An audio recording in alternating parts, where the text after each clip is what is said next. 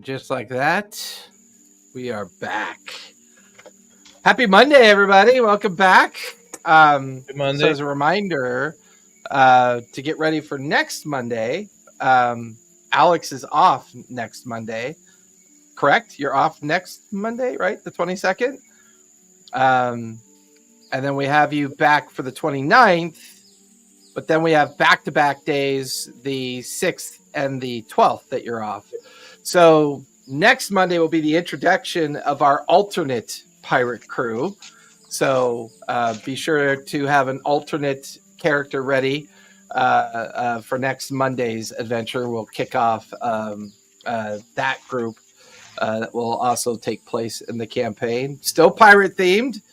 So just, opportunity to roll a different character and have some fun with it. And with that, where we last left off, it would appear that the team had successfully found a temple of Zahir. Descending down into the temple, they found ancient artifacts, ancient works, as well as a room that seemed to protect an altar, a series of vessels that the team were able to interact with. By interacting with it, they were able to reveal a sense of ceremony that allows things to come into existence through this place. This temple seemed to be an ancient place that was originally dedicated to the Yuan-ti, but there are also some Naga notes as well, some signs of graffiti and possibly other post-Yuan-ti activity that had taken place here. But the team had dealt with the chamber and decided to head back towards I think it was the summoning or the sacrifice chamber was the first one that you dealt with, and then eventually heading back to make your discovery of the offering chamber.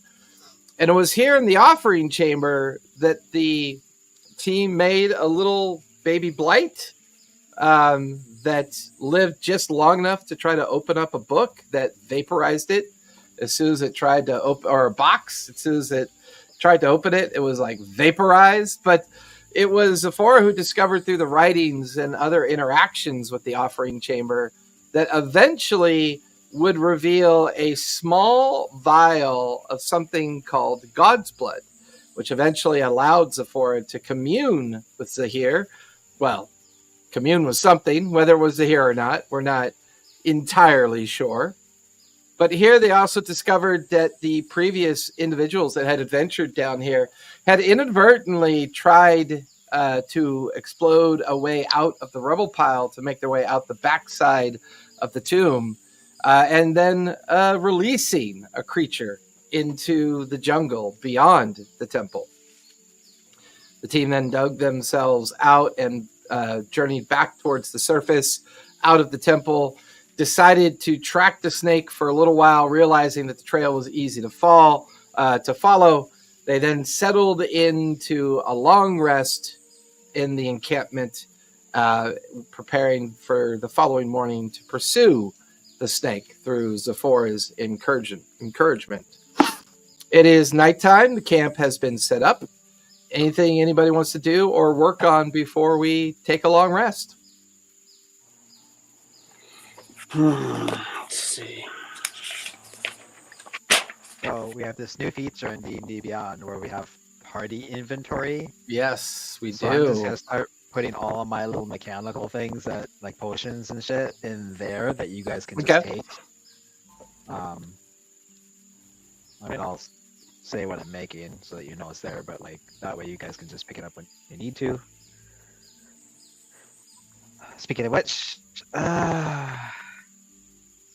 Who's going to take that sword and spear we found? the what? We found a sword and a spear, magical sword and spear. I think Conlon and you were the only ones that were able to class-wise that wanted it. Those things. I We just just went wasn't in. sure who took it. I can't use them, so That's Mordain. If you want. Mordain, we have a magical sword and a magical spear we found. Mordain is a warlock.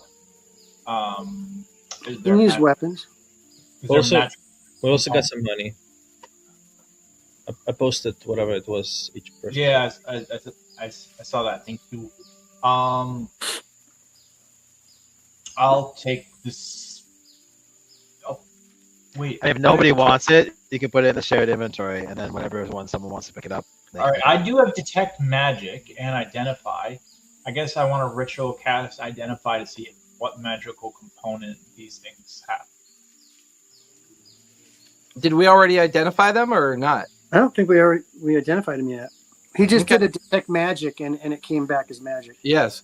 The spear is +1 to hit, +1 for damage, and it increases strength by +1. The longsword is +1 to hit, +1 for damage, and increases your hit point pool by 5.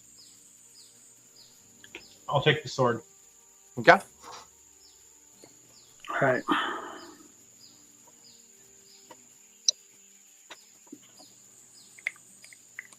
I throw the spear.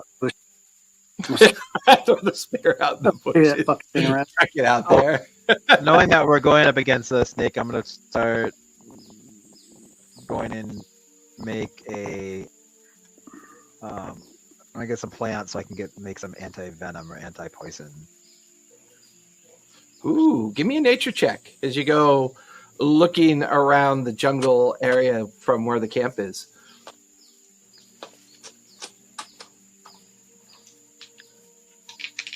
That's a 13. 13. You find some kind of like common poisonous plants that will help you create that if you wish. Cool. I'll start harvesting that. I'll cook everybody some dinner using the raptor steaks. Ooh, yeah, the raptor steaks. Yummy. What do we decide that your cooking checks were going to be? Wisdom. 3 days old. I've been doing all of my stuff like Constitution. Yeah, but I think you've been doing wisdom and performance, right? Wisdom to assemble the meal. To assemble it. Constitution to make sure I'm not poisoning anyone, and charisma to make sure it tastes nice. Which is performance, correct? Performance is charisma, I believe. Yes. Yeah, It is. sure. Yeah. Or if you're better at it, we could switch that to sleight of hand, which would mimic the cooking process. Performance is better. Okay, cool. So it's Just a performance roll. Wisdom, con, and performance. Well, start off with a wisdom roll, if you would. Okie dokie. 21. Ooh, nice. Now give me a con check. Constitution check. 5. Uh-oh. 5. Now give me a performance check. 15. 15. Okay. That will salvage the con. It will be a lower die roll. Roll a D6 for me, if you would, please.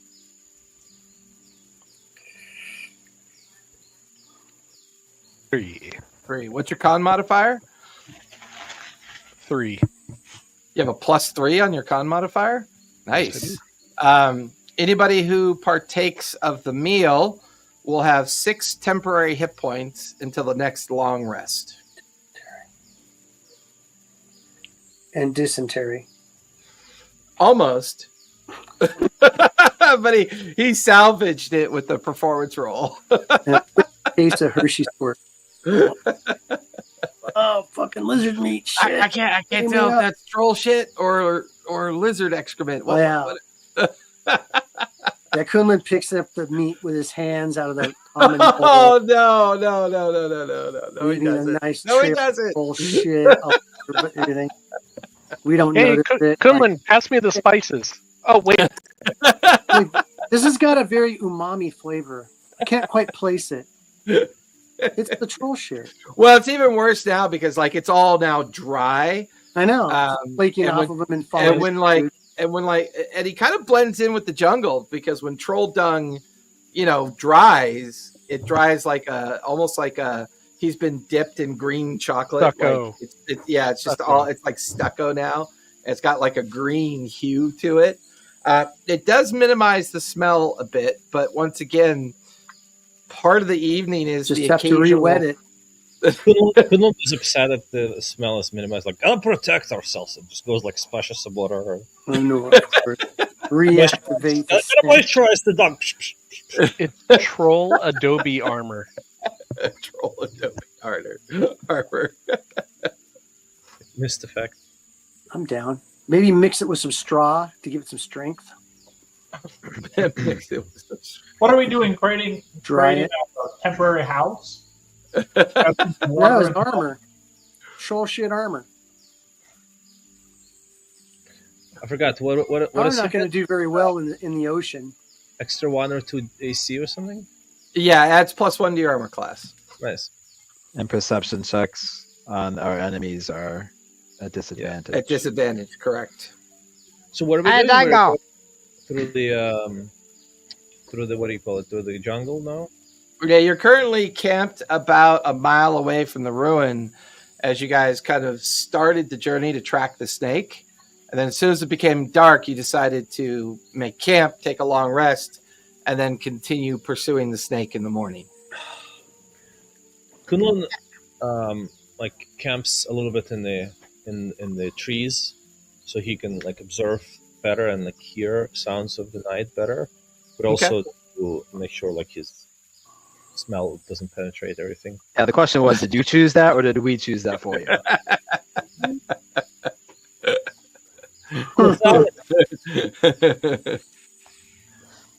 You know, causality does not always mean correlation. As he says from up top the tree branch. Hey, Dango. Dango, The you got him? wisdom of the You got monk. him in it? Did you call me Dungo? Dungo. No, that's Oh, I said Bungo. Kunlun's name. Oh, okay. Yeah, what's up, man? Dungo. What's up, Slick? Dungo's cool. Like he's up in the trees, right? Yeah. Yeah. Hey, can Don't you stand do me under a him. huge favor? I'm working on Yeah. this massive experiment with wild magic, but I need a sample of nature magic. And you seem to work with nature magic. Is there maybe something you could, I don't know, whip up or something, and I can try to trap some of the magic, and so I can study it and add it to my experiment? Sure. I'll do a cantrip of Starry Wisp. Okay. Well, Describe actually, what Starry infestation. Wisp. Which one?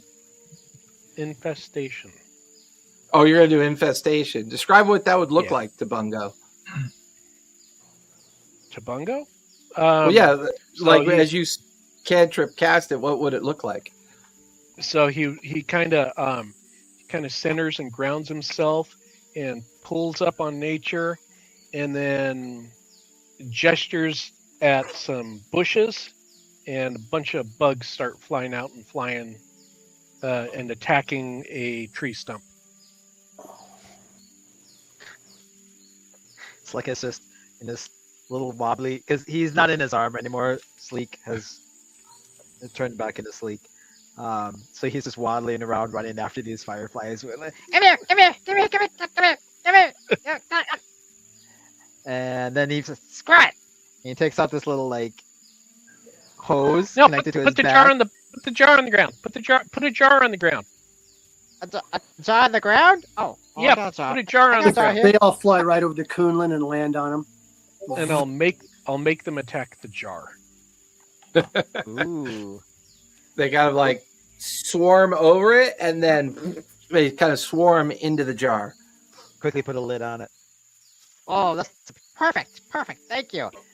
Maybe you If this can chuck experiment that goes at well. someone, and when it breaks, they'll be pissed and they'll get out and fly in their face and shit. I don't know. A bug grenade. I need this magic for something that I'm making for you, actually. But I can't spoil the surprise. Cool, thank you. And he runs away. Neat. He giggles and runs away. I love it. I do love this giggling. This giggling, just like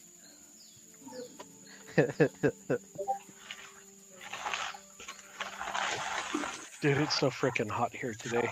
Ugh. It's only warm because we had a week worth of like 84-degree weather. So Decent weather, I know. Yeah, when it comes back, it's actually only 94 degrees. It's not very hot. 99 here, man. Well, last like 3 or 4 weeks ago was 107. So yeah, 94 is only. Oh. Do you want me to roll anything for this potion making, or do I just make it? Some armor. Well, are you doing your tinkering or are you doing potion making? Because if you're doing alchemy, so what we did intelligence for you, right? Intelligence and sleight of hand for your activity. Yeah. Yeah, go for it. Start with your intelligence roll. I found Kunlin's armor. That's a 7. Ooh. What are you attempting to make? Potion resistance or poison resistance potion. Potion of poison resistance. Okay. Yeah. 7 is the so that's your assembly of the recipe. Sleight of hand is going to be your intelligence is the reading and collection and creation of the recipe. Sleight of hand is going to be you're in your potions class and you're putting everything together. That's a 21. Okay, that'll salvage it. You create 1 potion of poison resistance, good for 1 use. All right, I'm gonna put that in the party inventory. Okay. In case anybody needs it. I don't remember how I'm much spent. you got. I'm spent. I'm going to bed. Hey guys, if you need me, don't come looking. Wait a minute. We already did this. I remember trying to go into sleep already, and Kunlin and Zephora were being loud and waking us up. I remember that.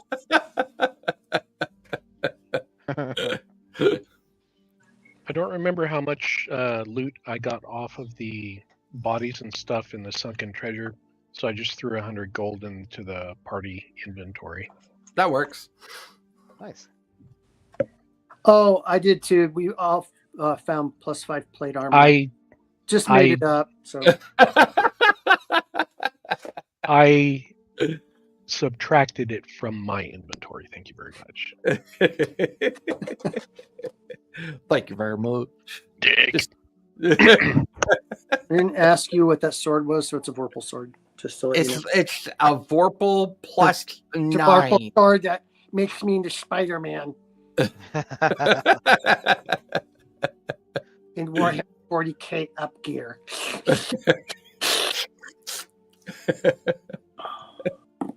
And if you don't let me have it, I won't play. Now you're taking every DM has had a friend like that when they're like, oh yeah, now you're taking me way back.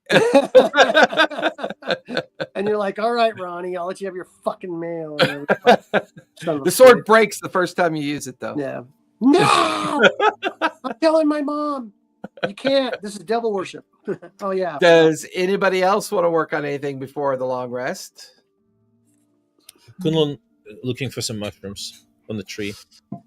Okay. Give me perception since you're looking for something rather specific. If I notice him looking, I'll feel guilty that I forgot that I'm supposed to be looking too. I will also look for some mushrooms. Give me perception check as you're scrounging about for some mushrooms as well. Shit. No mushroom. Can I modify it with a nature roll for the proper place to look? Sure, if you want to go with nature instead of perception. I thought camping was for sleeping. Nope. 9. Nine. Yeah, I mean, this particular part of, I would say the one thing that you stumble across, Bungo, is a very strange looking puddle of like slime and rotted vegetation. At first, what you thought might have been like a mushroom cap, you notice some like there's almost like a bubble forming up and then breathing down into the slime. It's almost like pond scum, but there's bubbles pulsing out of it, and it's got a funky kind of like a vegetable odor, you know, like that smell of rotting lettuce, you know, where lettuce is kind of all slimy and starting to decompose. I will poke it with the spear. Kind of like walk up to it, poke it with a spear. You watch as a large eye is suddenly looking up at you. You watch as the slime and mold pulls itself like up and out of the ground. I need everyone to roll for initiative, please. At least we weren't asleep.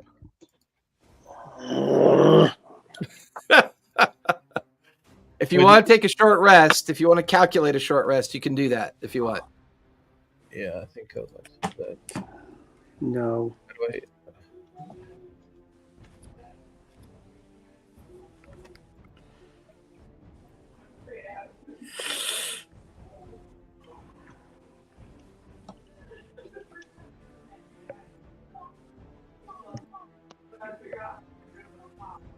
All right. We'll put Bungo over by the mold. Bungo, you want to swap? Sure. Okay, you're 13. Thank you.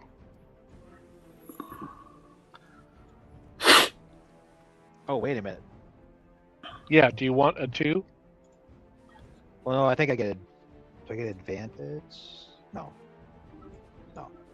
Oh yeah, I don't know if it's a good idea that Kunlun goes first, because that usually starts spiraling into unconsciousness. No, It's not a perfect because he'll charge in 13. and get knocked unconscious, then we just continue the fight. Just You know jump what? the tree. I'm like, Bungo, it's 15, not 13. You keep Oh, that's your right, 13. Kunlun. You'd be up in a tree, so I'm going to have you up in this tree right here.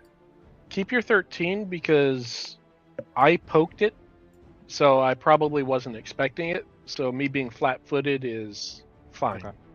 Okay. Give it a healing potion and talk to it.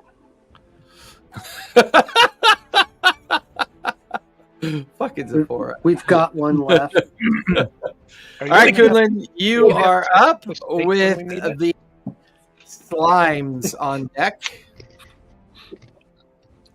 who is up? Me? Yep, you're up with the bad guys on deck. So what's happening? Who are the bad guys? So you got Bungo over here, and as he was like poking and prodding at something, it kind of pulled itself out of the ground. Right alongside of it, you see another larger form of it pull itself out of the ground as well. You can see another one over here coming out of the ferns and foliage. You can also see another one coming off of a tree behind you as well. Okay. So I let's see. I'm gonna use my I'm gonna shoot one of them. Go for it. Which one you want to shoot? The one next to the one. Yeah, I'll just shoot whichever one. Next to Dungo. Okay. Next to Dungo. Yeah. Next to Great name amongst the tribe. Dungo. All right. That is shit. 7 to hit. Why do I keep rolling ones? You watch as the crossbow bolt just kind of like flies, ricochets off the rock behind it. I'm gonna try to shoot another one. Go for it. What the hell? 9. That one misses as well. You've got 3 AP left. All right. I am gonna try. How far is it for me to get down? It's 10 feet to the ground. And then another 5, 10, 15, 20, 25, 30 feet to get in the base with both of them. So I have 40 feet walking speed. Yeah. Yeah. So I'll just get at the base. Yep, that'll get you right there. And so how many APL I have left? You have 2 left. Okay, so I'm gonna do flurry of blows, following an enhanced unarmed strike. Go for it. So first of all, that's 17 to hit, That'll definitely hit with an extra D4 of damage. and so it's actually extra 2d4, right? Because it's enhanced. Well, you get the extra D4 for exceeding its armor class. Right, but then it's because it's an enhanced unarmed strike. I think. Yep. So you get another D4 for that. Yeah. So d4 plus 1 after that. So that's 7 plus 7. So 15 points. Nice. And then I'm gonna do 2 flurry of blows. One of them is 11 to hit. 11 will just barely miss. Their armor class is a 12. Okay, and the other one is 14 to hit, That'll hit. and that's 7 points of damage. Okay. And as a part of the flurry of blows, I'm going to engage and move back. Okay. It's my turn. Are you moving? How far back can you move? I mean, Or I think 40 feet. So you want to go all the way back to the tree? not necessarily the tree, but just like somewhere in the middle, I guess. Okay. Oh, yeah. What you like right about there? That'll finish your turn. Bungo, the little mold, is going to strike out at you. That's going to be a natural 20 on that one. Ow. That is going to be 6 plus 5, 11 plus 3. That's 14 points of acid damage. It's going to spend 2 AP to make another attack at you with a regular attack at you. That is going to be a 5 plus 5 is a 10. That's going to miss. It's going to spend its final AP to try to grapple you. So give me acrobatics or athletics, Bungo.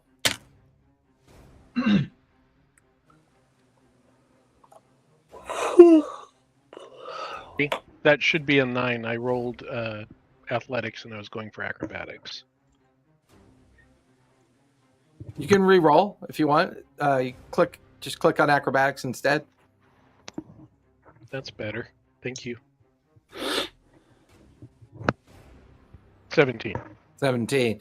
You watch as its tendrils and arms attempt to kind of like shoot out like these pseudopod slimes that try to grapple onto you. And you kind of like duck out of the way as they go right by you. This one is going to slide and slink over into base with Kunlin. It's going to take its attack on you, Kunlin. That is going to be a 10 plus 3 is a 13 to hit.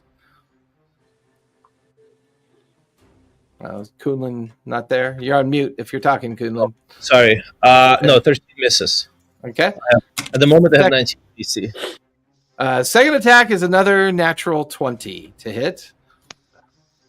It's going to be 6 plus 1, 7 plus 3, 10 points of acid damage. So I have a reaction. Can I use it? Yeah, what do you want to do? It's a redirect attack. Wait, no, deflect attack. Yeah, go for it. I think that tries to minimize damage when you do that as a monk. It decreases. When an attack roll includes bludgeoning, blah, blah, blah, then it hits you, you can reduce attack total by 1d. So that's 17 points reduction. 17 points. And how much damage did it do to you? It did 11. So yeah, you take no damage. Okay, and I so think then I have. It was. Yeah, I think it was 6 plus 1. So it was 10 points of acid damage. And because you did better than the damage that you took, I have to make a dex save or take that difference in damage. I think. Right. Well, no, you take 2d6 plus 4. Or whatever you have to roll. Yeah. That's a 10 plus 1 is an 11. No, for the dex save. So you take 13 points of damage. Nice. That'll finish that creature's turn. This one over here is going to slink and slide out of the ferns and fronds to get into base with Slick. I'm in the tent. Oh, even better. We'll put you right here. Put this guy crawling into the tent. What is this? I didn't go to service. No service. And the tentacles kind of reach into the tent and start grasping towards you. That's going to be a 10 plus 3 is a 13 to hit. That'll miss. Okay. It's going to spend its final 2 AP to make another regular attack. That is going to miss as well. Let's see. I think there's one left. This one is going to use 1 AP to get to here. Going to use another AP to slide over everything, get into base with Zephora. It's going to use its last 2 AP to make an attack with advantage on Zephora. It's going to be 17 plus 3 is a dirty 20. Yeah. It's going to be 6 plus 2, 8 points of acid damage. That will finish the bad guy's turn. Slick, you are up with Zephora on deck. Okay. He sees that thing trying to get in. He's going to fire bolts at it. Ooh, for a nat 20. 25. Nice. Max your damage and roll the dice again. That's going to be 25 fire damage. How much? 25. 25. What kind of damage? Fire? Yeah, you can. They are vulnerable to fire, so you can multiply that by 2 if you'd like, or roll the dice again. So 50 fire damage. So your max damage is how much for the crit? D10. Well, I have 2 D10s, and then so that's 20 points of fire damage, and then you roll. rolled the 2 D10s again, correct? Oh no, I didn't do. I just did 10. Okay, so it's 20 plus 15. Plus 15 is 35. You rolled a 15. You could either times that 15 by 2 or roll it again. 35. Because they're vulnerable to fire. Was this at 70? That would be 15. 15 is 30. Plus 20 is 50. And then your damage modifier. Damage modifier. This is a cantrip. It doesn't get modifier. So you do 50 points of fire damage to it. You pretty much. I max out the damage die. So it's 2 D10s. So that's 20. Right. So then 15 and 15 is 30. So 30 plus 50, 30 plus 20, 30, 40. Yeah, 50. 50. You pretty much vaporize it. You just like the flame comes jetting out. It just scorches the slimy mold, and it kind of smells like cooked cabbage by the time you're done with it. And it just bursts into flames, kind of flops around on the ground, and then just turns to ash. Nobody wake me until the sun comes up. Technically, you still have 3 AP. Do I notice what's going on? Like, are they making a lot of noise? Ow! Oh, okay. I notice. He'll come running out, I guess, and be like, "What is going on?" and see. Yeah, as you come running Zephora. out of the tent, you can see Zephora is engaged with one of those mold slimy creatures. You can see one is over by Kunlin, and then you can see another one on the other side of Kunlin is in base with Bungo. He'll just go for the guy close to him, and we'll firebolt that guy. Okay.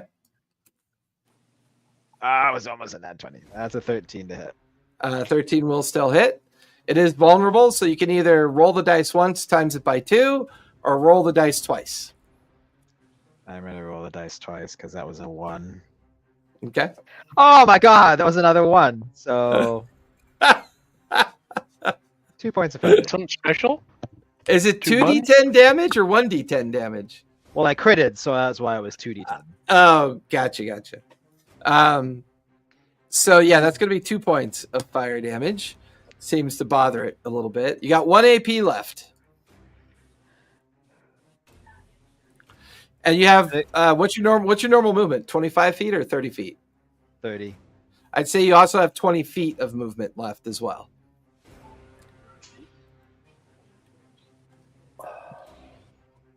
I'll go for the firebolt, the one next to Kunlun.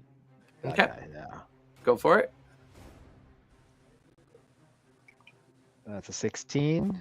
16 will hit. Go ahead and roll damage. 3 will double that for 6 points of 6 points of fire damage. You still have 20 feet of movement if you want to move. I mean, do I have 1 AP left?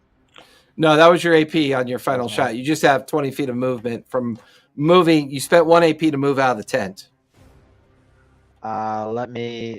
Let's go like straight so that I'm straightforward so that I'm like a few feet away from the one I just hit by Kulin. So right there. Well, 25, the guy behind by Kulin.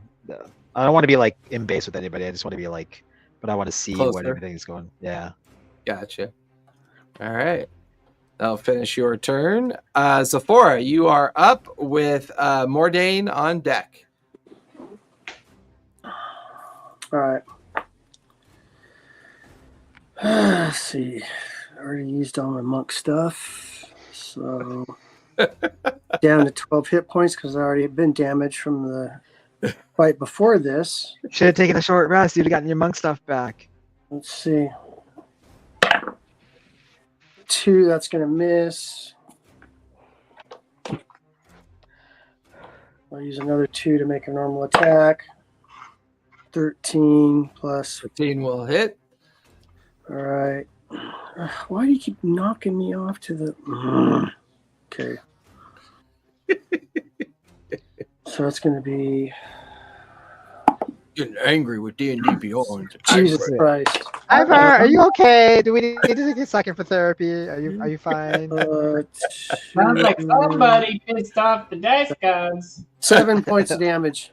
7 points of damage. I think you still have 1 AP left. Yeah, I'll just move away from there. Where are you moving to? 40 feet away from whatever that thing is. Take you this way. It will take an attack of opportunity on you. Fine. That's going to be a 3 plus 3 is a 6. That'll finish Zephora's turn. Mordain, you are up with Bungo on deck. How many of them are left? There are 3 left. 1 right here where Zephora was, 1 near Kunlin, and a smaller one in base with Bungo. And they do appear to be vulnerable to fire, from what you can tell. Okay. I do not have fire. Is there one still alive that's been attacked, right? Say that again? One's alive that's been attacked, right? Yes, this one Yeah. and this one. The one closest just to the right of me, I'm Okay. going to cast Hex on. Okay. They are hexed. That is a 15 base roll, which I imagine I cast Yep. the spell. Yep. The casting, your cast roll goes off. I will now just do a Eldritch Blast on it. Okay. Well, that's 2 attacks for you, correct? Not yet. Oh, that's right. We're only level 3. I keep forgetting. You can tell by the monsters you It's still get. 4, which is going to do absolutely nothing. Yeah, the Eldritch Blast like literally goes like right past over its like the top of the slime mold. Whoopsie. Yeah, I think you have 1 AP left. And I'm going to attack the other one with Eldritch Blast. All right, go for it. That is a 3 plus 5 for an 8. So That one will miss as well. Unfortunately, that will finish Mordane's turn. Will Wheaton, gotta get some incense going. Bungo, you are up. Then we'll be at the top of the second round with Kunlin on deck. So Bungo is dancing from foot to foot, trying to wipe all of this burning slime off of himself, and then he's like braces himself and summons the manifestation of the sea again. And let me find what that thing is called exactly. Manifest Wrath of the Sea. I expend use of my wild shape, which I did. 5-foot emanation surrounds me for 10 minutes. Nice. And the target must succeed on a con saving throw against my spell save damage class or take cold damage, and if it's large or smaller, be pushed 15 feet up to 15 feet away from me. So that's a con save? Yep. That is going to be a 6 plus 3 is a 9. Okay, how do I... My DC spell save, where do I find that? Should be on the spell itself, I believe. Did you do your casting roll too? It's a druid ability, it's not a casting. That's right. So wherever your list of spells are, at the top of that list, you'll see 2 numbers. One is your modifier spell. and spell attack. So Yep. modifier is plus 3. Okay. Or no, save DC is 13. There you go. That's what we're That's looking for. yeah. He definitely, that's a 9, so that will fail. Does he take any damage or just get knocked back? D6s to my wisdom modifier, 3d6. Nice. Go for it. Get away! 14. 14 points of damage. The creature looks very rough and gets pushed back 15 feet away from you. You still have 2 AP left. I'm going to blast it with Ray of Frost. Nice. Natural 20. Nice. 2d8, so that's 16. Automatically 16. Roll that 16 again. Or roll that 2d8 again. Yeah, for another 11. So that's 27 points of cold damage, I believe. You watch as it freezes, goes brittle, and then clatters to the ground in like little chunks of frozen pieces. Nice. Ah, god damn it, that hurt! Shit! He's using the manifestation of the sea to wash himself off. You still have 1 AP left. He will rise up on the wave and kind of like glide over next to the big one next to him by Kunlun and try to get it in his Yep. manifestation. He's got to make a con save.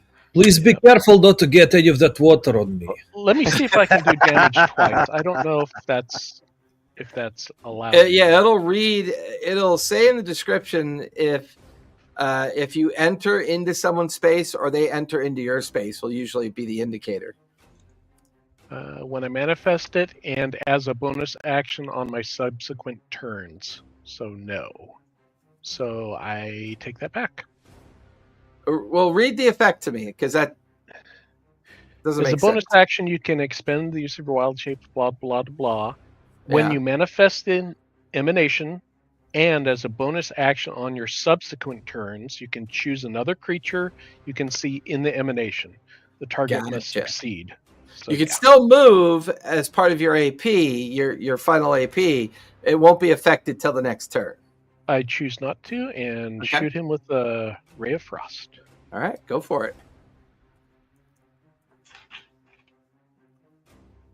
10. That is going to miss, unfortunately. That'll finish Bungo's turn. Top of the second round. Kunlun, you are up with the creatures on deck. Are there two creatures next to me or just one? There's I can't tell just if that's one. like... Okay, fine. I know, because it looks like the jungle. Yeah, so I'll hit it. I'll hit it with my Kusarigama. Okay. Go And for also flurry of blows. That's 21 to hit. I'll definitely hit with an extra D4 of damage. So that's gonna be 5 plus 1 plus. I think I have 1d4 like lightning damage or something like that. Plus, you have a D4 of extra damage for the exceeding armor class. Right. So what did I just roll? Okay, I rolled.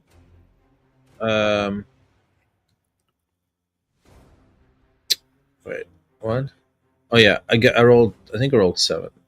Yeah, 7 altogether. 5 plus 1 plus 1. Yeah. Boy, those damage rolls are loving you. Creature looks a little bit rough, but still in the fight.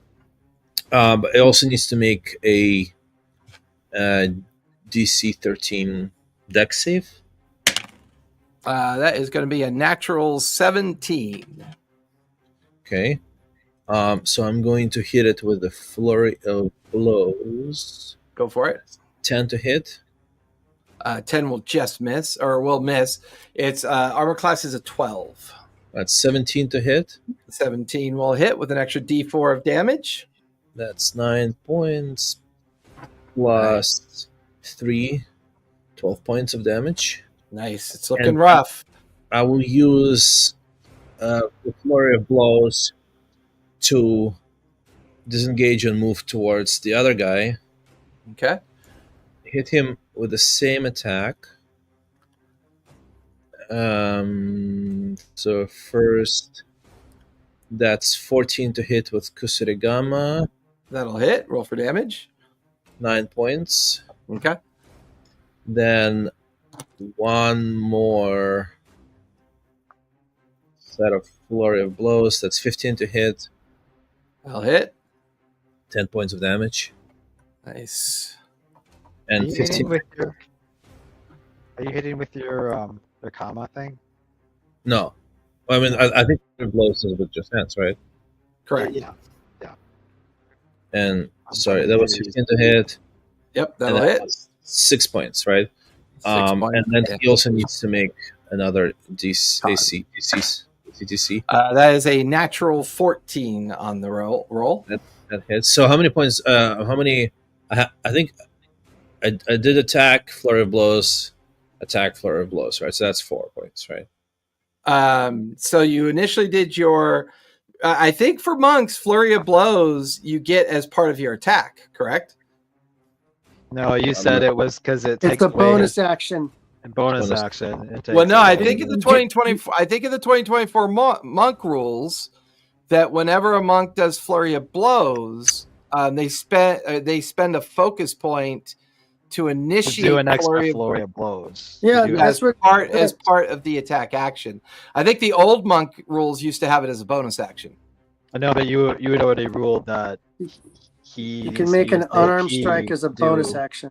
As a bonus action, yeah. So well, I probably shouldn't have ruled on it. Alex, which monk are you? Well, no, it's just which monk are you playing? Are we playing the 2014 or are we playing the 2024? This is supposedly the 2024 Yeah. monk. 2024. Expend 1 focus point, make 2 unarmed strikes as a bonus action. Oh, it does Instead say of as a one. bonus action in there. Okay, yeah. Yeah. So that was 2 AP, and then you moved as part of your attack action. Yeah. And So it's then another 2 AP. So yes. Okay. Actually, you only had 3 AP to spend because Oh. you had used your reaction last round. Okay, so then subtract that last damage from Yep. him. I'll take off the 9 No. on that one. Okay, perfect. That will finish your turn. The bad guys are now up. That was 6. Last damage was 6. 6. That was not. Oh, okay. You're right. 6. 10 and then 6. Yeah. Yep. All right. It is going to take an attack on you, Kunlun. It's going to be 14 plus 3 is 17. That's going to miss. Yep. It's going to spend 1 AP to disengage. Do an attack on Mordain. Is going to miss with a 4 plus 3 is 7. It's then going to spend its final 2 AP on Kunlun and may. Oh no, it can split its attack. It's going to spend an AP on Kunlun. That's a 19 plus 3 is a 12 to hit.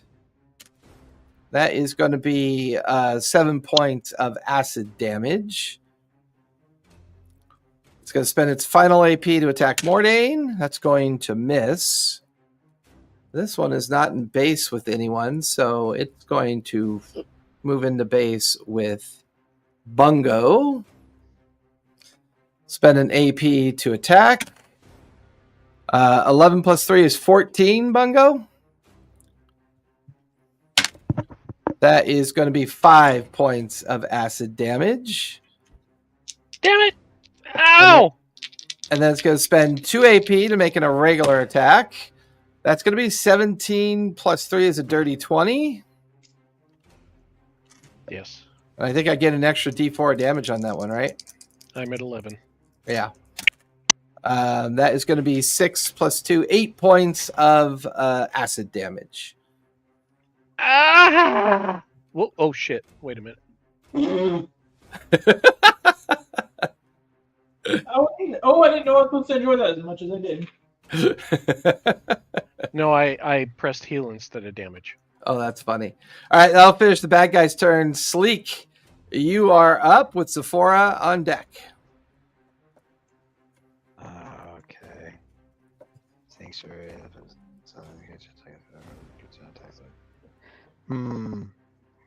I think he's going to take his Yikuwa and His he's boomerang? his boomerang. And he's gonna hit. I think it's only copyrighted in the written material. I think in the verbal, you could just say boomerang. Okay, I'm gonna use my boomerang. My boomerang with blades on it, and swing it at the one by Mordain, and have it curve around to hit the one by Bungalow. I'll do two attacks. Why can't we call it a boomerang? I don't understand. Well, we can physically, but in the Copyrighted. because it's copyrighted, it's not called a boomerang in the book in the written It's like material. Boomerang is Yuko, copyrighted? In the written material, yeah. So it's called a Yuko. It's, How about a throwy returny stick? Is that so that's gonna be that's gonna be an 8 for the first one, Yeah, that's gonna miss. and 19 for the second one. That's gonna hit with an extra D4 damage. Alright, that's gonna be piercing.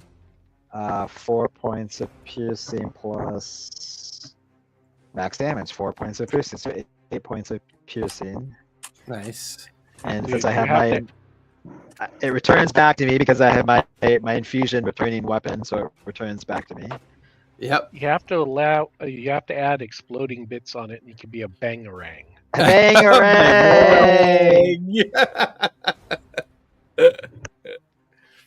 So true. I need to put that in my notes. Right? Yeah. That's when you bang somebody and come back for seconds. Yeah, it's what the boomerang does. Bangarang. So that is 2 AP. I think it's gonna do how. I thought. How's it 2 AP? Is it an AP per attack or? Well, yeah, because I'm technically the boomerang's moving around with flavor, so I had to attack twice. Gotcha. Um, So you got 2 AP left. I think I'm going to see poor Bungo over there getting all Yeah, he's looking pretty rough.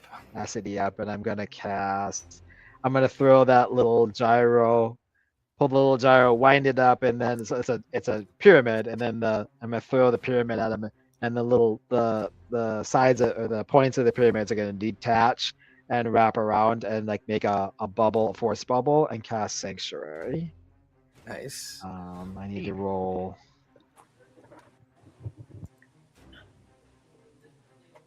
Wait, are we doing D20s, not D12s? Okay, remember what game I'm in. That's an 8.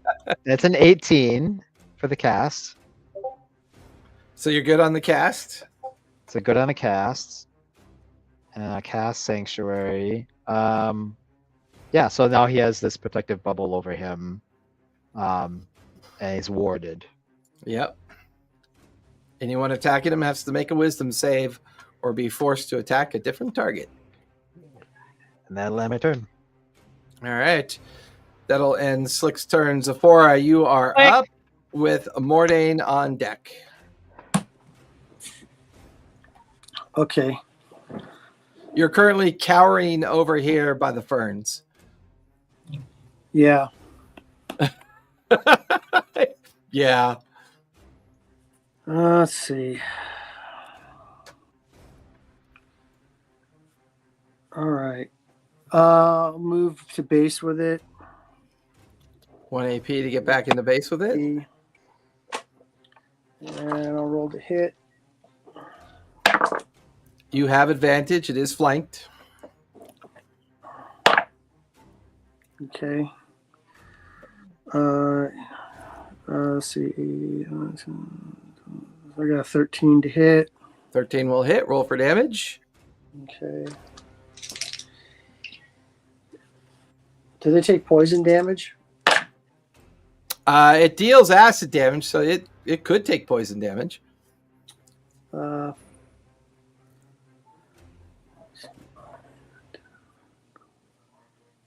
14 points of damage. Ooh. You watch as the pile of lettuce collapse to the ground as the creature just kind of, oops, wrong creature.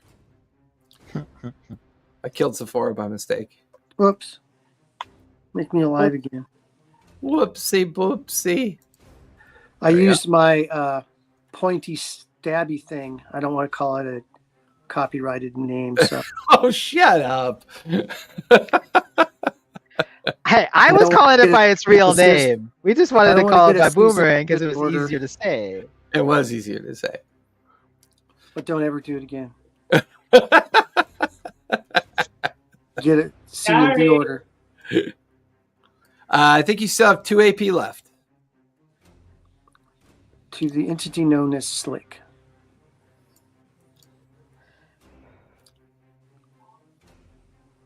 In reference to your Dungeons and Dragons online game, dated September 15th. You're still up, Zephora. Cease and desist. Who's next to me? I can stab. That guy that looks like he's already getting stabbed in the back, that's arching really badly. That's Mordain. Oh, okay. That's Mordain. That's a good friend. I'm in the throes of murder, so no I'm kidding. Was that all of them? Nope, there's one left in base with Bungo. So I'll use another movement to move into base with that one. Got 1 AP left. And I will roll to hit. 14, 15, 16, 17, 18, 19. 19 will definitely hit with an extra D4 of damage. 10 points of damage. D4 damage.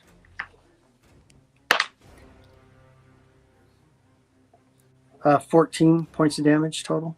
Nice. It is looking very rough. That will finish your turn. Mordain, you are up with Bungo on deck.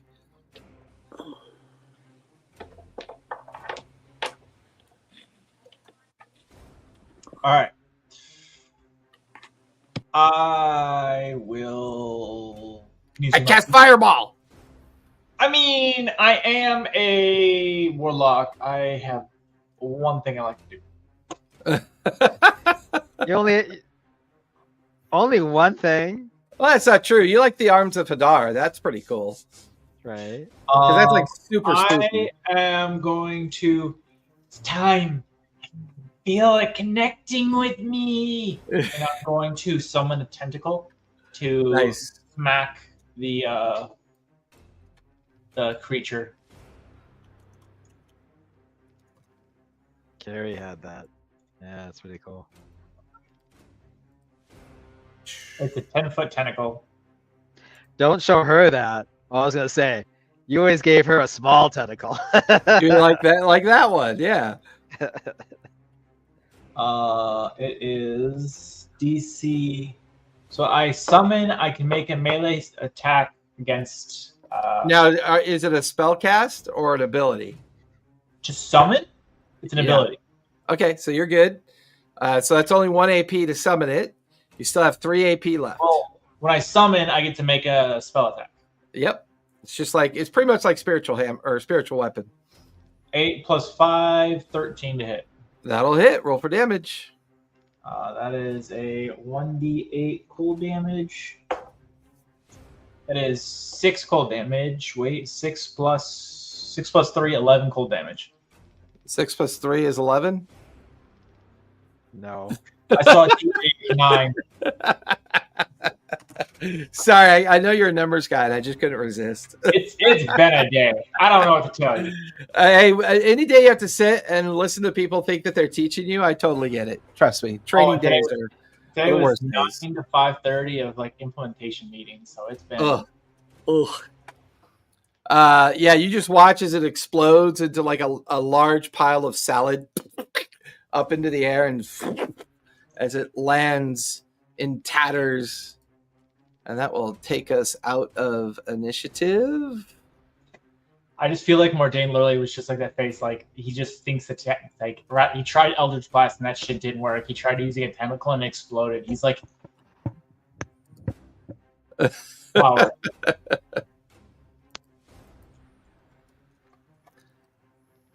The hell is that? What? The picture. That's what the creatures look like. Oh, okay.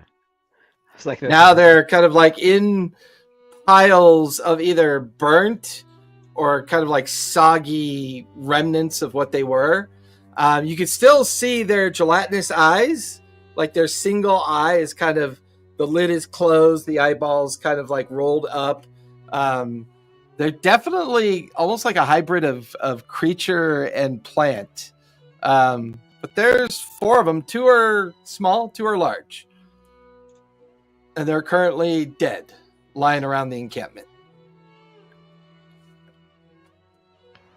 Okay, well, I was disrupted from my sleep, so I'm going back to bed. Night, y'all. Kunlun would like to investigate to see if there's anything salvageable from them. I'm Bungo's wondering if they're going to regenerate. Yeah, you give me investigation or nature. Nature. 16. Kunlun, you're going to investigate him?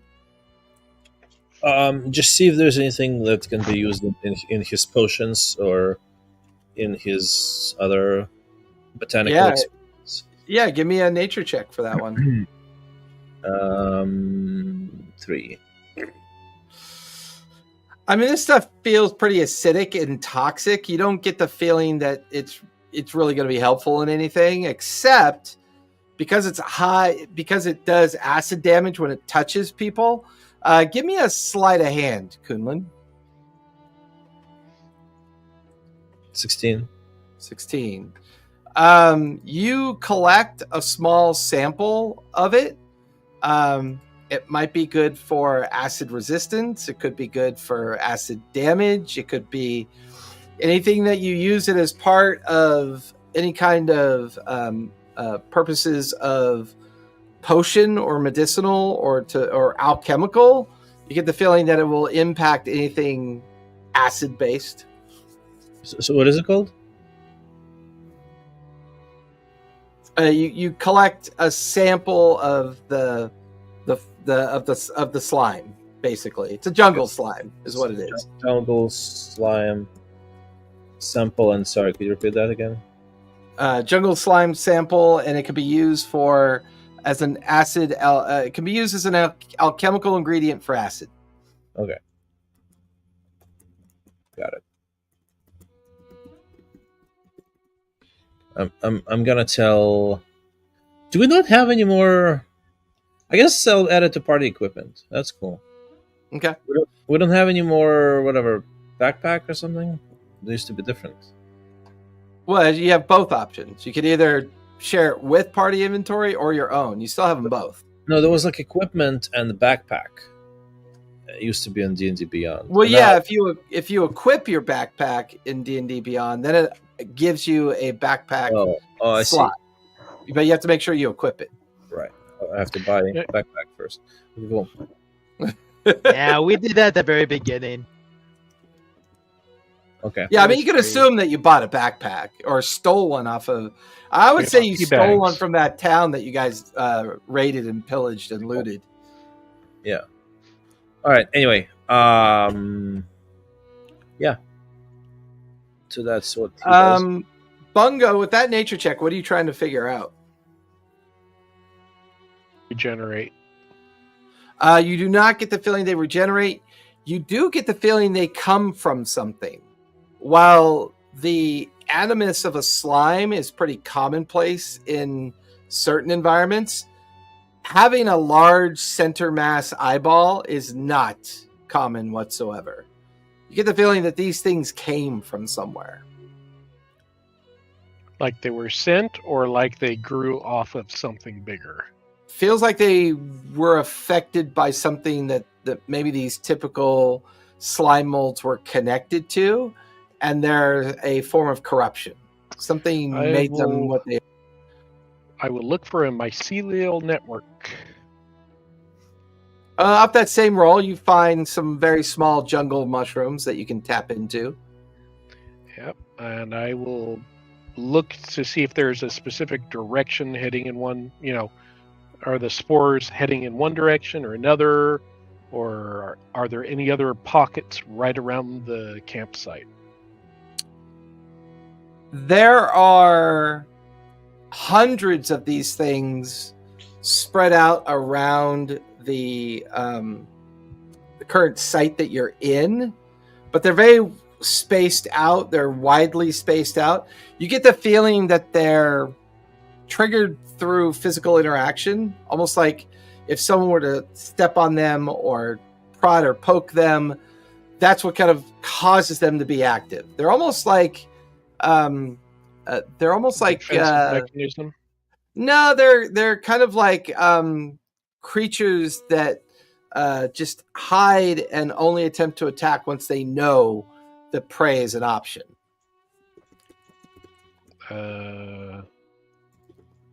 What's the word? Opportunists. Yes. Okay. I will share that news with everyone to stay away from the mushrooms. Avoid puddles. Oh, but I want mushrooms for stew. Well, yeah, And to we avoid can that- find some mushrooms, but we might end up having to fight these things again if we do. So, just be careful. And maybe wait till after we have a long rest and I'm not at 2 hit points. Cullen goes back on his tree. Okay, we all go to sleep.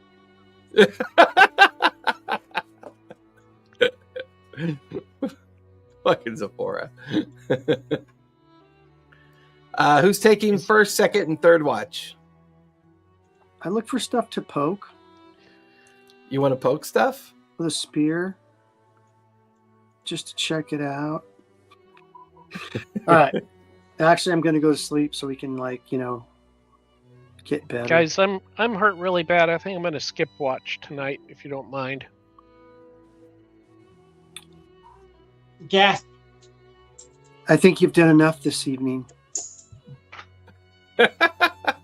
Get some sleep.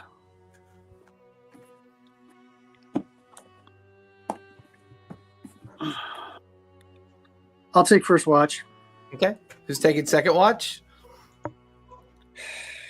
Mordane's got second watch. Who's got third watch? I'll take third watch. Goodland's got third. Zafar, while everyone else settles into their long rest, go ahead and give me a perception check.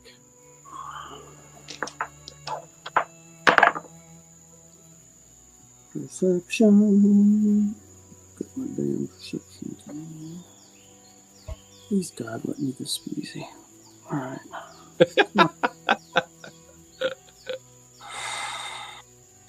You know, I'm getting more and more fed up with technology as I go along. More and more. I know. Mordane's like, more and more. Can you get more fed? Fucking wax 16, tablets 16. and styluses. Oh yeah, I actually could, because I could smash his iPad right now and my phone and be done with it, and get a flip phone. Get a flip phone. Yeah, Get a rotary phone with a screen in it. that's what I'm getting next is a flip phone. Oh, what'd you get for perception? 16. See?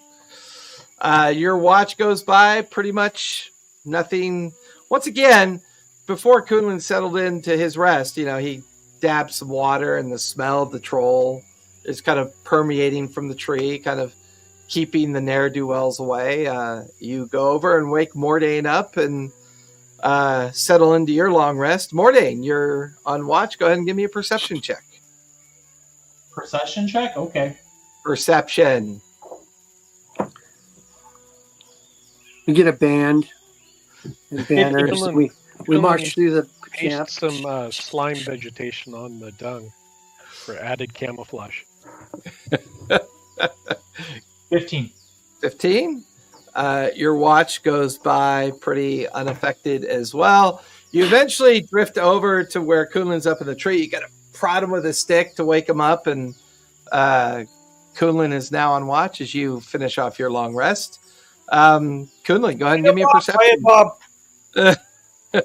Kunlun, give me a perception check if you would while you're on watch. 14. 14. The sun is up. All of you wake. Go ahead and click off a long rest as you are no longer on watch, no longer sleeping. It's early morning. The sounds of the jungle wake you up. The heat of the jungle wakes you up as well. A slight kind of fog permeates throughout the area. It's day 3 since your arrival on the Island of Knowledge. What would you guys like to do next? Start moving toward, tracking the snake. Somebody give me a survival check to pick up the trail. Got it. Survival 19. of. Okay, fine. I got 15.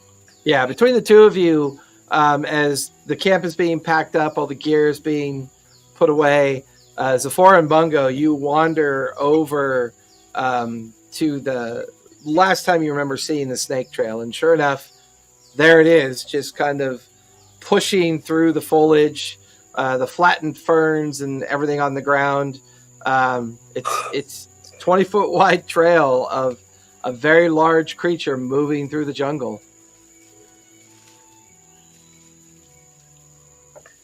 I wonder if this is what those snake people were freaked out about and trying to find. That's what I want to find out. And you wanna fight that thing?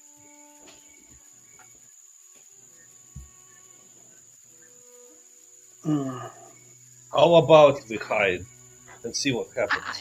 Yeah, my calculations is that thing is like 15 times our size. Well, 25 times my size, and I mean, I don't know. Oh, not the stare. I hate it when you stare like that. Slick actually like I'm gonna go over here and work on my traps. Maybe, Slick, I know you're very talented and can probably find out some kind of contraption to use against it to even the odds. You can think about that while we're tracking it. Oh, okay, absolutely. Keep me distracted. Love it. Mm. Okay, so we continue.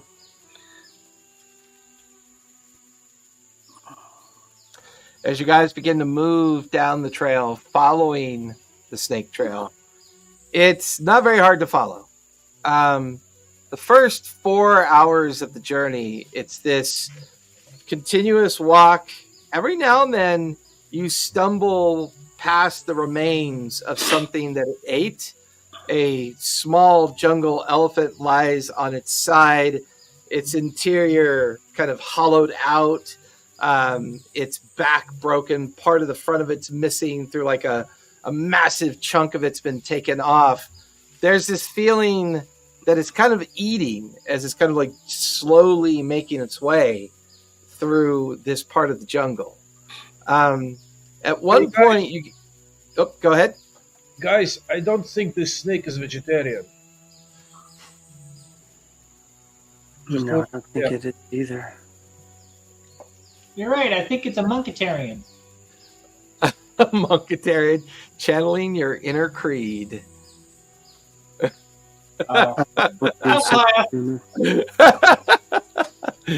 Huzzah! Zing! I like Mordine's sense of humor.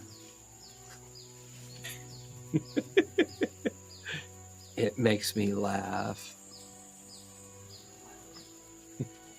It makes me all twitchy inside. Okay. All right, Now you guys are Actually, noticing. Now you're noticing scales along the trail as well. Some of the scales it leaves behind are about the size of a dinner plate.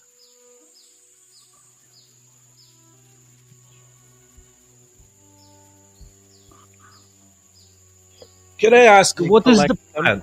What are we going to do when we catch up with this creature? We're just gonna kill it? We're gonna, make it a pet? We're gonna feed it. Oh. Okay. We'll cross that bridge when we get there.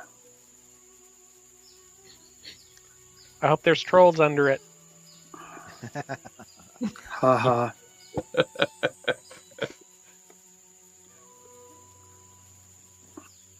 So I'm tinkering, or I'm tinkering while, Sephora told me to get distracted, so I'm distracted with my tinkering. Yeah.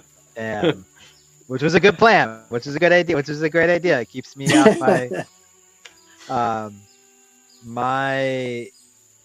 so I switched my suit to Guardian instead of Infiltrator, so I have Thunder Gauntlets. So I'm trying to work with some sort of lightning net or electric net shocker Okay. net or something that it can Thunder maybe stun nets. it with or something. A Godnad prod? Oh, what? Nut shocker? Never mind. I would imagine everything at Slickside is kind of a nut shocker. So Yeah. Isn't that a Christmas play? no, that's Nutcracker. That's Nutcracker. Oh, that's Nutcracker.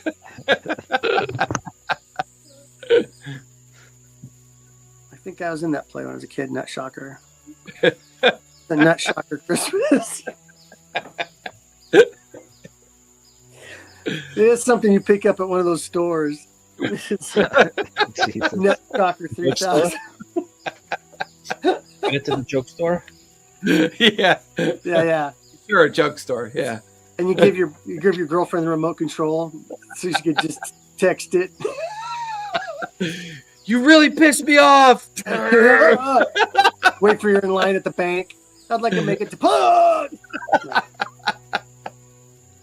How big's the net, Slick? Well, I'm working on it. 100 by 100. You're like, Slick's on luck. He's I like made this pulling vines 5-foot down and area weaving them net. together as we're walking. I need everybody's net so I can interconnect them. First of all. 2 sticks. He's like knit. It's like when my daughter is knitting a hat. Like, well, so far I got this much. 6 more Yeah. months. I'm making you a sweater. Yeah, I'm knitting. I'm just totally knitting with it. Every once in a while, you hear me. This is fucking. Why do I have to be on this Oh, stupid island? you could weave copper coins into it. Use money? It's copper. I don't know. The conductor. It is copper. Or Yeah. so they say. Well, yeah. Or so the I guess I'm alchemists. not using gold. I'll probably leave some copper coins in there. Well, no, because I don't have a Looking for the melting cheap agent way on of me. doing Well, I it. do have a flamethrower, so I do have a melting agent on me. So that's what I'm doing while we're walking. I'm probably a few feet behind them, walking slower than the rest of them because I'm trying to do all this stuff. About an hour to a couple hours before the sun starts to hang on the horizon, with darkness beginning to close in around you guys, the fog now is thicker here. The ground is wet. You're now moving through at least 3-4 inches of stagnant water. There's a feeling of humidity. You can now only see about 20 feet in front of you through the heavy, dense fog. And that's when that kind of rotten meat smell hits you, that pungent odor. You get the feeling you guys are getting close to wherever this creature might be. But it's getting harder and harder to see as the fog is getting denser, denser, and thicker. Does it smell like it might be undead? No, well, give me a nature check on that one. Nature or medicine check, you choose. Natural 25. No, like there's a lot of rotting carcasses lying around. It just has really bad breath. It has bad table manners, definitely. So guys, to quote my friend Leroy Jenkins, what's the plan? the great monk soothsayer known as Leroy Jenkins. We fight and we win. What more plan do you need? Well, Should we I know a nature spell that might help, but it's 50-50 whether it's going to go off. I can reduce its size a little bit. Is the spell's name Kill the Snake? No, I can enlarge a creature or reduce a creature. I might make it a little bit more manageable, but something that big, I don't think it's really going to work on it very well at all. I'll try though, or I'll turn into cheese. What? I'm gonna do some scouting. I'm gonna sneak ahead. Okay. See if I can locate it. Yeah, give me a stealth check as you kind of leave the other 4 behind and try to sneak through the fog, see if you can find it. Forrest Gump, what? 18. 18. Okay, guys, while she's gone, let's go back. Shitty roll. I'm Let's go with you. back. This is I'm with fucked up. I don't want to you. No, die. she's gonna feed me first. This is a good time to leave. Yeah. Come on, let's go. No, we cannot Cool with leave me, man. our comrade. If that's what you guys would really do, I'd say do it. Damn it. God damn it. Before you're like plotting. I'm through gonna be there to watch her die. Huh? That's what I Yeah. want. You're like Their plotting. hearts not in. They're pirates, man. Come on. I can only cajole them so much, and they're like giant Pirates snake that like to copper live, not pirates that are going to like go run into like death jaws of a snake. god. Yeah, I get it. Loot and plunder, that's a pirate way, not let's go get into a giant snake and probably get swallowed. You gotta do Yeah. what you feel your character would do. You move about a couple hundred feet into the fog and the swampy water around you, and you can see this like raised outcropping of rock and jungle grass and other plants curled up on this massive outcropping. You can see this 100-foot long snake that is now curled into like 4 or 5 coils on this mound of rock and grass. Its huge head kind of laying across the back end of its mound, and you can just see bones and remnants of days and weeks, maybe even a month's worth of this creature hunting, bringing things back, eating part of things. So this thing's been gone like a while? It feels like it's been out here for a few months. Yeah. Okay. So it just didn't happen. No, this is not a recent occurrence. I mean, in fact, most of the remains that you guys have stumbled across, they looked pretty like they've been around for a while. Okay. That's what I was trying to figure out. Why is stuff rotted already? Okay. Well, it is the jungle. You leave out raw meat for a day, it's going to start rotting. But there's a dense enough greenish fog from the humidity. You actually get within about 40 feet of the mound that it's curled up on, and you could see various skeletal remains and maybe even more recent remains of humanoid figures. They're either lying on the ground, or they've been ripped or forced apart, like almost constricted apart. While the snake is in its current coiled form, it's like 15 feet tall worth of coils. This is when you begin to realize this is probably not a snake, because the scales are shedding and loose. This is more of a serpent than a snake. Okay. What the fuck is the difference? Serpent. What's the difference? What's the difference? Serpent has a slight closer relationship to a dragon. Oh, okay. The serpent will offer you an apple to eat during first encounter. A snake will not. Is it an animal that can be communicated to speak to animals, or is it a monster or a creature? If you were there, I could tell you. Oh, you're right. Never mind. Fora is currently skulking around in the dense fog, trying to get a... So it's on a mound. Is anything around the mound, or?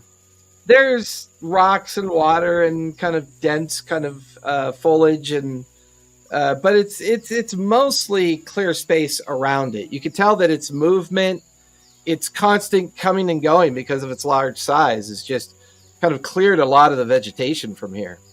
Is there any so say if we were to chop a tree down, is there any big trees that could land on it? There are some. There are a couple trees that are about 40, 50 feet tall, within 20 or 30 feet of it. I mean, you're skilled enough to know that it would be a huge effort to chop down such a tree. The tree trunks alone are like 20 feet around. Yeah, but we got spellcasters that can do stuff. So you got Slick as well, so it's maybe do something. Yeah. Fuck. I want to fucking talk to it, but I don't want to get killed. Just tell it you're from House Slytherin. Well, I mean, speak a little parcel tongue. You'll be fine. I have Serpentine spellcasting ability, which gives me, you can talk to snakes. I can talk to snakes, and I have animals. I have, I have animal friendship. That's for small for serpentine. Serpentine, animals only. I can't make friends with a horse.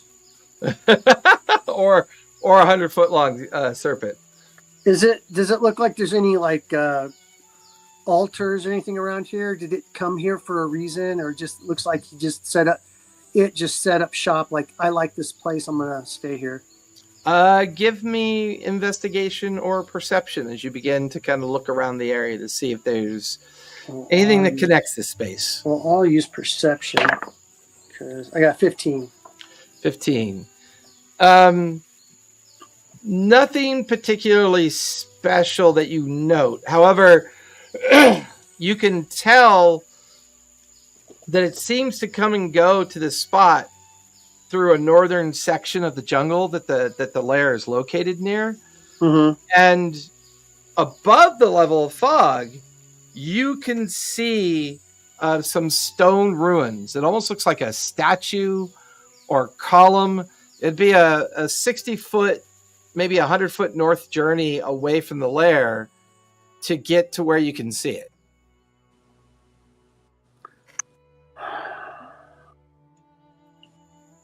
Try talking to it. How often are you going to be able to use those things? I'll go check out I'll sneak out and go check out the ruins real quick and see what they are so I can report back what I find. I don't want to step my bounds here. Give me... Supposedly somehow in charge of this group, which I don't understand how. That's the one thing I hate about the captain. Keep putting Get your group and go. I'm like, my group? You like stoic people. You're very stoic. Which is your natural behavior. He just doesn't know that. Give me another stealth check as you sneak away and head towards the stoneworks that you see. Natural 1. Seriously? Yeah, fucking serious. I love it. I guess I'm going to talk to it. Yeah, you kind of like, you start walking, like you're hunched over and you're walking. And you do that classic stepping off the curb into a giant puddle of water. And there's this splashing sound and this the water kind of like spraying up and gravel kind of raining down around you. And you just hear this, death, but not now. Yeah, you just hear this like hissing noise. And as you're looking at the water, you kind of look up and the snake is hovering above you. Like it hasn't moved off of where it's like off of its lair, but its neck and head have arched away and over. It's like hovering like 10 feet above you. The head is like 9 feet wide and like 8 feet long. Its tongue flicks out and the very tip of the tongue barely touches your forehead. And it just like touches your forehead. And the creature just, its green eyes kind of lower themselves towards you. Who are you? Why are you here?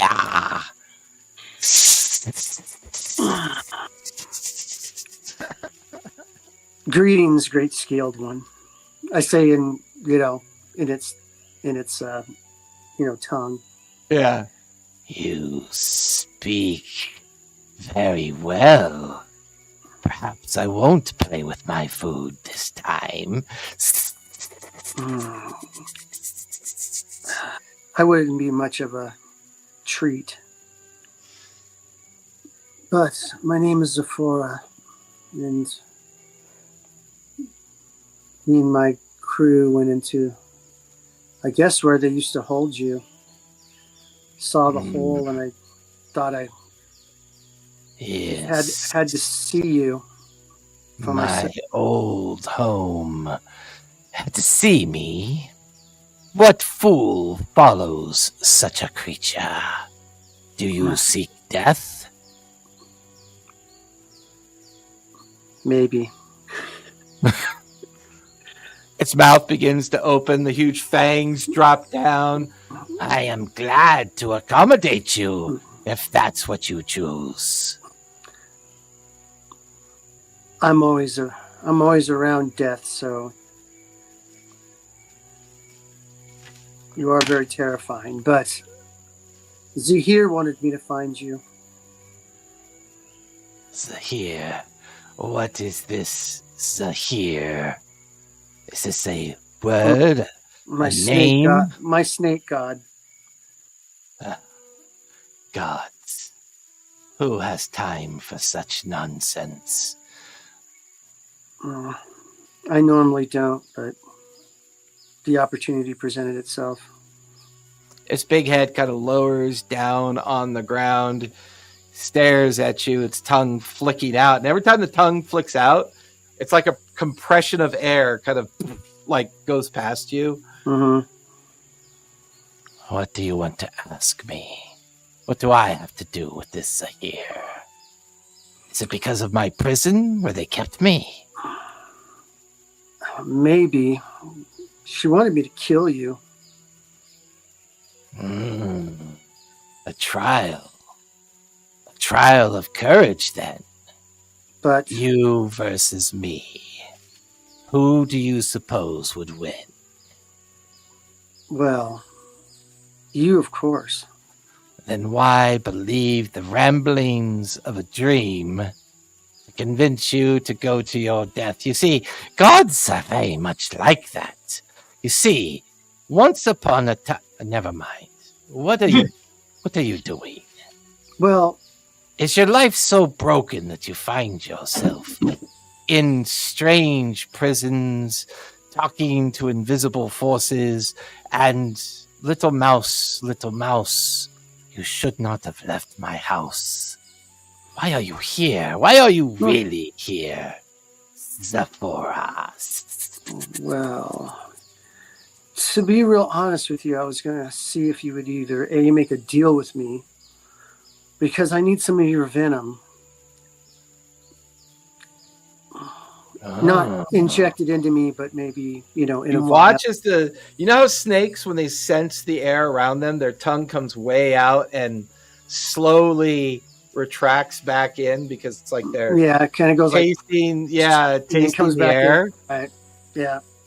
Perhaps your friends could help you convince me. One of them may have just peed themselves a little bit. Oh, it smells like goblin. Oh, that's slick. Goblins taste horrible, by the way. I've tried. That's one when he that's- decided to run away. That was Bungo. The one that smells like troll shit. That is unfortunate, but I can tolerate it. No, none of my crew are worth the time and effort. Oh. Very that. I see what you eat, and you eat heartily when you eat. One of them tastes like troll shit. One of them's a goblin. Disgusting. The other one's a nature lover, and he stinks. Okay, Father Benedict. He does not believe in soap. The other one is a tentacled one from the sea, and he stinks like pond scum most of the time. And I'm just a hard thing to eat because I am a Yuan-Ti, so I will, I'll put up a fight going down your throat. Yes. I know your kind. Yes. I was imprisoned by your kind. Well, and that's unfortunate. I am not of this island. Yes, I can tell. You look salty. Yes, I have another mission in mind. So what will you give me in exchange for a drop of my venom?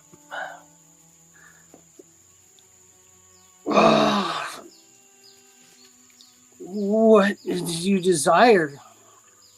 Its tongue flicks out, its eyes narrow at you. I desire everything. Do you want to get off this fucking fetid island? I very much want to get off this island. We have a ship.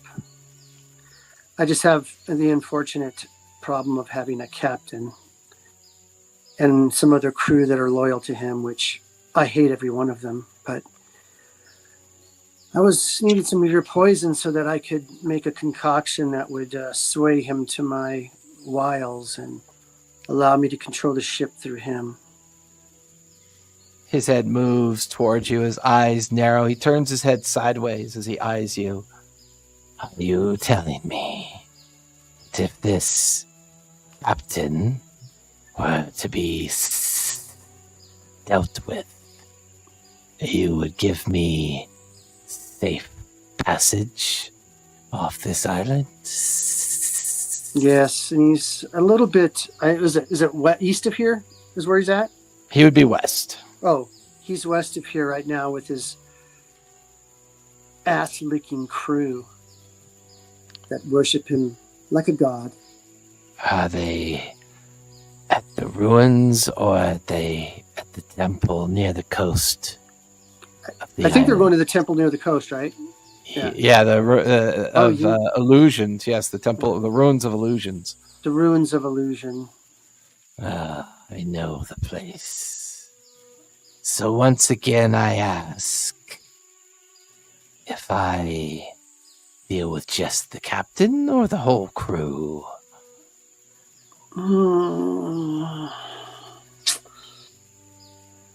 Well, do I know, like, do I get a feeling any of the crew would try to, like, become captain if the captain was to be killed? You have no notion that anybody wants to be captain. In fact, everyone pretty much loves Captain Sable. I know. Disgusting. We have to go look for his stupid shit all over the place. We want to do our own thing. Yeah, just the whole crew. Yeah, mostly the whole crew. Maybe you leave a few. I need the navigator. I don't know what a navigator is. The half elf. Do they taste it different? The half elf. They're bony. Oh, the one that's bony. I will not. Okay, sounds good. This one, the one you're looking for is a dark elf. So, Zephora, give me a persuasion check, if you would, please. All right.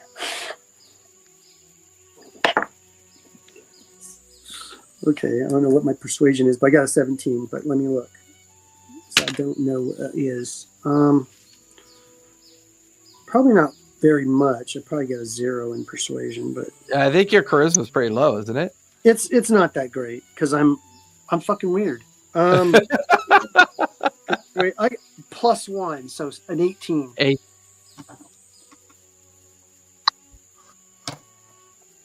Well, I guess I'll see you on the beaches. It begins to uncoil and slither past you. And as it slithers past you, you feel the ground kind of bow down towards your feet. And you can just feel the huge creature slowly moving past you. What's At your some name? point, My name is Kronos. Kronos, what's in those ruins up there? Have you checked them out? I don't know. I felt compelled to come here, but now I have something more interesting to do. and as the creature moves away from you, disappears into the jungle, Kunlun, Bungo, Mordain, and Slick, I rolled a 32 for this thing's stealth. So you guys are lingering, wondering when Zephora's going to get back. And just out of nowhere, this huge serpent comes through the fog and the jungle, moves between the four of you. 2 of you are on one side, 2 of you are on the other side.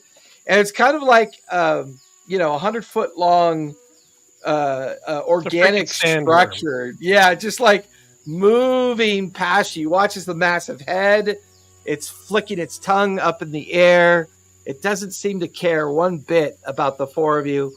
Moves right on past you and then disappears, heading west. I think I throw the net at him. Oh shit! I throw him. Yeah, you throw the net at him, and it's like a 5-foot section of net that bounces off its body.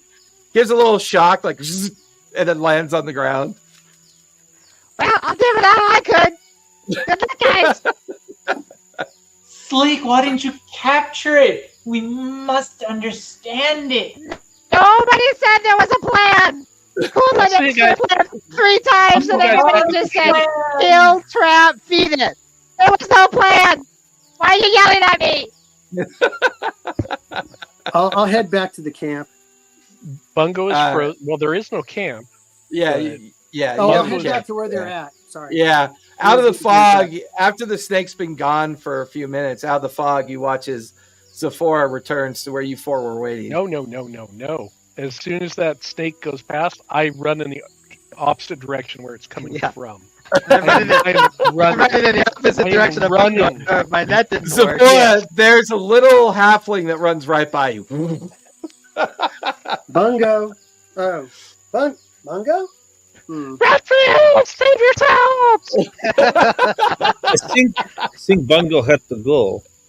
I'm sorry, my net didn't work as I'm running off. I'm sorry. What's going on? Bungo, come back here. What are you doing? Smothering in night. I saw it. let I'm it not get any getting more anywhere near mold. it. It's fucking scary. It'll kill us, and we don't even know.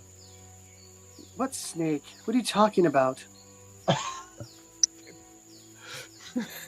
Bungo, I think you're dreaming.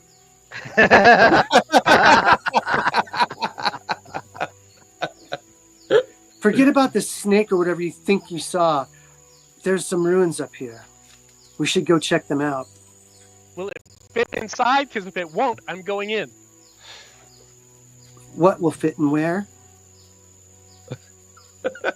That's what she said. Bungo? Yes, that Careful was a how you good one. answer. That's a joke one of those crew told me one time.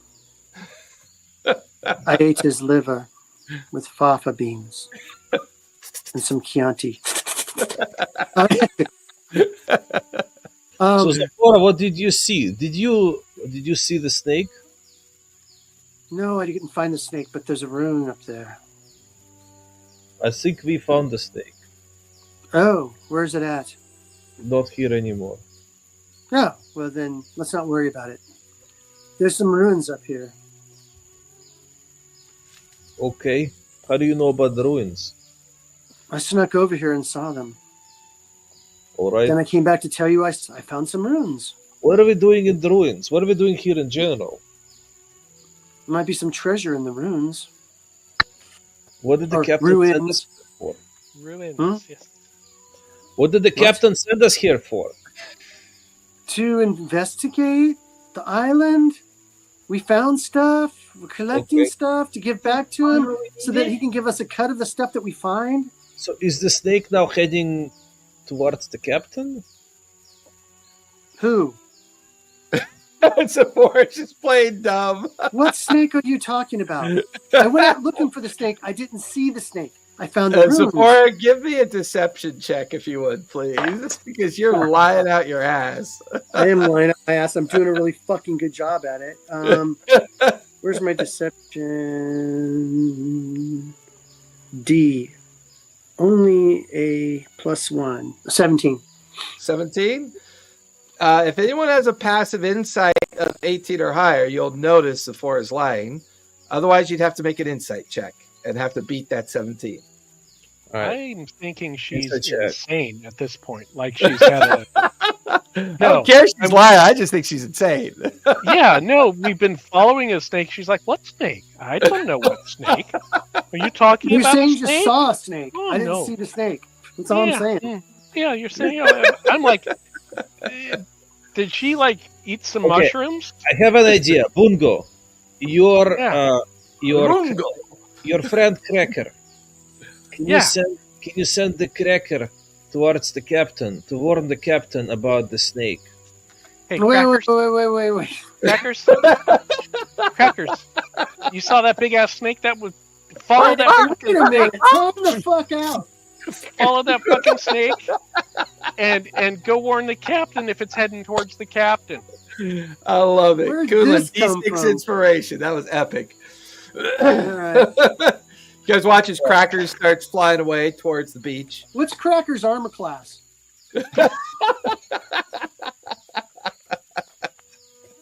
No idea. It's a fake. Look. Just doing my civic duty. What? Just What's doing what's duty of Cracker's true. armor class? He's like, did I I do not start know. her? Well, look it up. I want to know. How? Here, I'll find it for you. Oh, I love it. Fucking my shit. Trying to get us a ship here. You guys are fucking shit up. Do you know how to sail a ship? Yes. I think she's Really? lying again. I think it is too. I Before didn't you say go in the right anything. direction. You don't- I'm you don't kidding. even I'm ask kidding. that. No, I know. I did not one. I saw a fucking sandworm heading away from us, Okay. and if it's follow it. I don't want to be anywhere near it. All right. I'll let that one slide.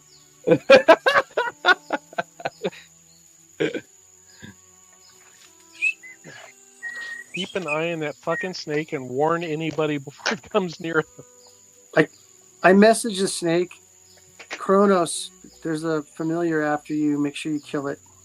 Unfortunately, he's farther than 110 feet. I'm fucking with you. He's my friend. Leave him alone. No, I'm just kidding. All right. So, do we want to wait till morning and go to the ruins or Ruins. ruse? The ruins. Knock down Ruins? the building. Sorry, my grandson's in the room. So, there's the room. Ruins. Ruin. The ruins tomorrow or the ruins tonight? Where's tonight? Screw that snake. Let's look at some treasure. Cool whip. Or do you want to follow the snake? I don't want to follow that fucking snake. Huge. So far, is it mating season for you, or what's going on? What's wrong? It's not a fucking snake. It's a fucking dragon without legs. Pretty much. It's a legless dragon. Hmm. Yeah, I think but they call it a worm. it would not survive. Boom. Well, I guess I should come clean to you guys because, you know, you're my shipmates. You're coming clean. You're taking a shower. Stay away from me. You're covered in troll shit. What would it matter if I took a shower? Well, exactly. I don't want you to splash on me. Oh, don't worry. You smell disgusting. Thank you. I love it. Well, we need a ship. And We have a ship. Kronos, the snake dragon, is going to go take out the crew and the captain so we can have our own ship. And he's gonna go with us on the ship. Wait, which snake? It won't fit Kronos. on the ship. Who's Kronos? It won't fit on the ship. The 100 Did you see how big it was? snake. I thought you saw no snake. I was lying. Oh, But okay. I need you guys to be my friends. So you're my friends, aren't you? I mean, Need us? I would hate to think that you're not my friends. But anyway, he's our friend now, and he's going to help us get our own ship so we can be pirates. And we We get to are keep all the pirates. stuff we find instead of giving it to somebody else that sits on his ass on a ship and sends us on missions. Deadly missions that almost kill us. That unleash giant snakes onto the land. I don't know. There's a lot of variables with this plan. There's always variables to anything, Slick. Yeah, but these variables are. Just think of all the things you could invent with the help of a dragon snake. No, you're not gonna do that again. You're not gonna do that again. I mean, How many crew are actually on the ship? So there's normally?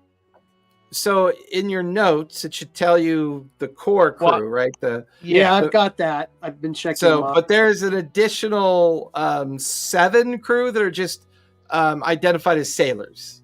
You know, they do the watch, they do the normal duties. So with between the 5 of you, the 7 sailors, and the core crew, which I think the core crew is 5, the captain, and then the 4 crew that he refers to. So there's 17 of you on the ship currently. Too many people.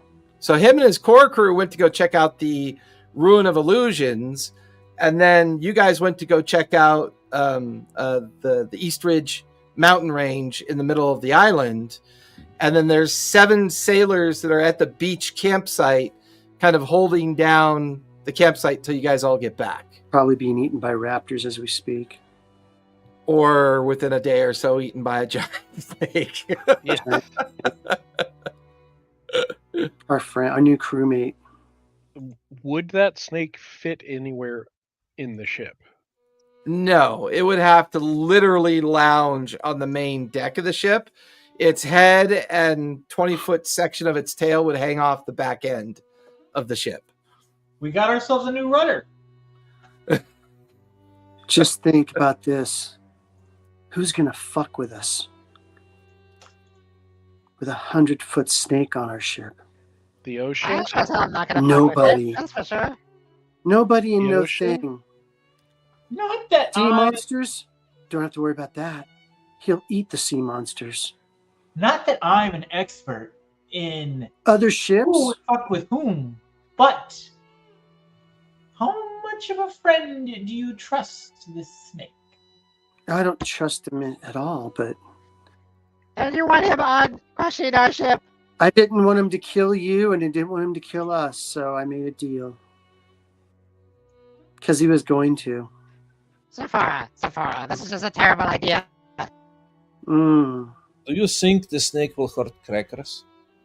Hmm? Never mind. I guess it can fly away. But there is one thing that he said that piqued my interest. Was that he felt compelled to come here, to this spot, and coil up. And the Yanti had captured him, so he's here of his own. Well, he's here, but I don't think of his own free will. And the ruins might have something to do with that. Mm. And maybe we could find something that can control him. I'll give the divot where the snake was lounging a cursory glance to see if there's anything that would cause it to be compelled to be there. Well, I mean, are you guys going to where its lair area was? Are you going to the ruins that Sephora is talking about, or? So we met midway. Yes, like okay. He was halfway back, you were halfway there, Gotcha, okay. and you guys kind of stopped halfway towards where the snake was kind of layered up at. We could probably camp at the lair until morning. Nothing, and I mean probably nothing, is going to be anywhere near this place thinking that that thing's here. Should we warn the captain? Kunlun covered in troll shit doesn't, is always good too.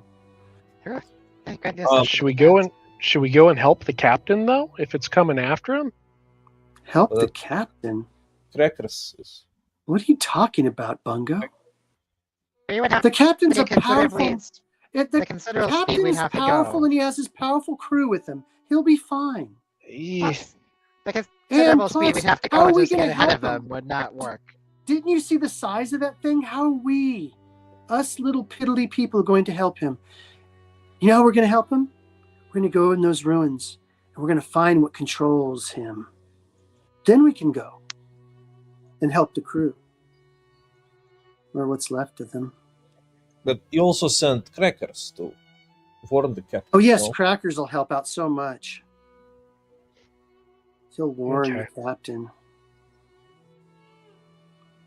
So let's get some sleep, or let's go in the ruins in the dark. How far are the ruins? They're only a couple 100 feet away from where the snake was layered up at. Kunlun wants to go into meditative state and just feel out if there's any kind of karmic resonance, anything particularly give me an intelligence save as you go into a meditative state and you allow your mind to. I don't know. Bullshit shall bind us. Intelligence save? Intelligence check? Save. Yeah, I think they're...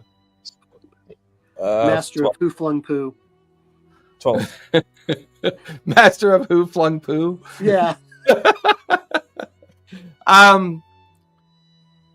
There's a psychic barrier that you cannot press through. Ooh. Where? Surrounding whatever that place is that Sephora just described. See, I was right. We need to go there. Yeah, it's like you're in your meditative state. You're trying to send your mind's eye towards it, and it's like there's a psychic barrier. There's some kind of barrier that's preventing you from opening your mind to it. Guys, there is something evil that lived in those places. I don't think they recycled. It's evil? It seems evil. I cannot even penetrate it with my mind. What kind of monster wouldn't recycle? I know. That's You what got I'm your saying. glass, you got your metal, you got your paper. What the heck? They don't even recycle it. They just throw it on one of these big dumps. They've been lying to us this whole time. Kronos. Okay. I love it. What But there's happened, Kunlun? there's nothing in the lair that Kunlun would have like felt that might be controlling the snake. Not in the lair itself. And as you try to mentally attach yourself to the ruins, there's just this psychic barrier that your mind keeps bouncing off of. Sure.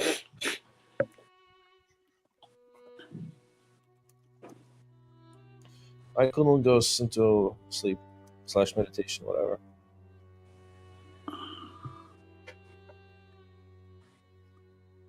Can we make a little camp here, Jason? Didn't we just I camp mean- like 4 hours ago? Oh, I mean, it's a couple hours till night. I thought you said it was getting dark. It was starting to get dark because it, and it's, I would say only about an hour has gone by since. Oh, as okay. I thought it was like dark. I fired. thought it was Yeah, you get nighttime. about an hour until darkness settles in. Okay, let's go to the. Want to go now? I'm sorry. Do you want to go now? Let's go. Come on, Bungo. Come on, Slick. Let's go. Mardane, I know you want to go. You want to see what's in those ruins. Dark, evil. Right. No, your he's- alley. Wow. So, Right up Mordain, Dark alley. I always love to give warlocks an option. Do you want to have your tentacle be a manifestation similar to a familiar so that it can like just travel with you? Yeah. Okay. It just feels super warlocky to me, and I kind of feel like the idea that Mordain is playing with the tentacle just sounds like fun. Japanese tentacle Even porn. better. So after the force, like, oh, what you want? You just be like, what do you It's think, always- my pretty? No, no, Let's no. go in and check out this evil area. No, not right Maybe now. We should. Wait till we camp. Oh, that was a bad idea. This is a bad idea. Maybe not have tentacles. It's like, no, no. There's only one tentacle. You're the other tentacle, Zafora. No. Do you have more than one? It's always cool to have more than one tentacle. You're trying to say I'm Well, not we gotta cool? make a decision here because it's getting dark and my flashlight's We're not walking. working. I'm walking toward the area. Mordain's playing with his tentacle. Slick's making a contraption. Bungo's worried about the captain, which I think is so cute. And Kunlin's like perplexed because he couldn't get through the barrier. It's been 24 hours, so My all mom- that dung is gone, right? We don't have to smell this anymore. Yeah, I would say it's starting to flake off. Yeah.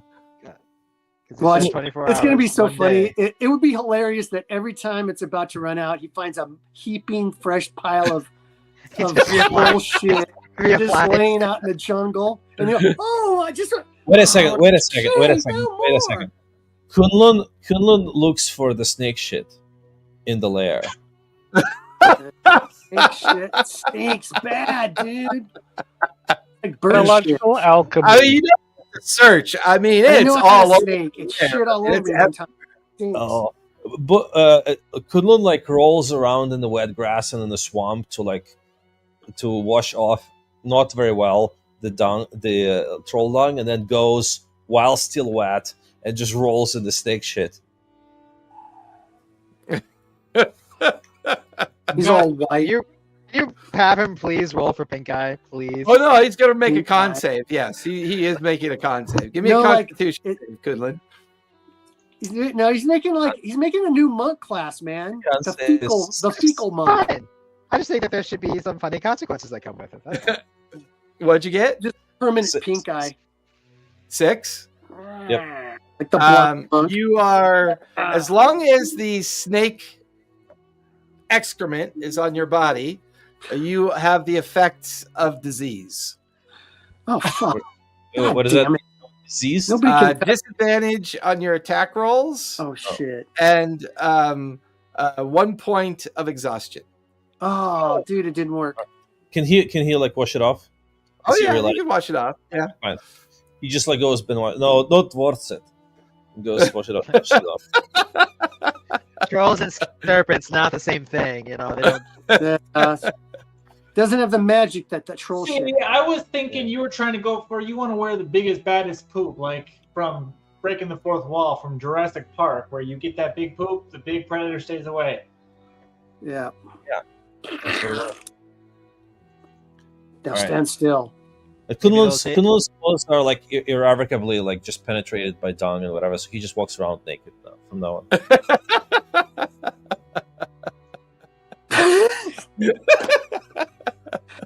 You know what? I like how everyone's like, oh, we all stare. I'm good. Is that a coin pouch? Oh, no, that's not a coin pouch. Okay, never mind. We keep walking. As you guys continue to walk past the lair where the snake was, you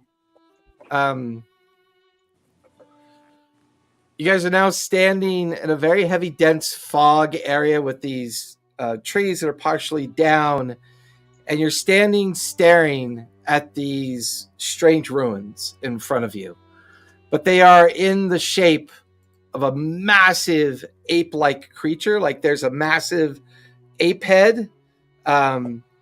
It's built in such a way that it looks like it's collapsed in on itself partially. There is an opening that goes inside, but you can see the light of day coming through the other side. Like as the sun is setting, it's arcing light through it. It feels like it's a place of just like a single chamber, maybe. But you can see these great columns, these square columns, kind of off to the right and left. It's very strange. So like columns where you tie like a chick and like sacrifice her to like King Kong? Is that Definitely. what it looks like? Definitely Yes? not. Oh, no. Okay, just checking. It was given off the King Kong vibe, dude. You know that, right? Oh yeah, definitely was giving off a King Kong vibe. TM. Large simian. Can't say King Kong.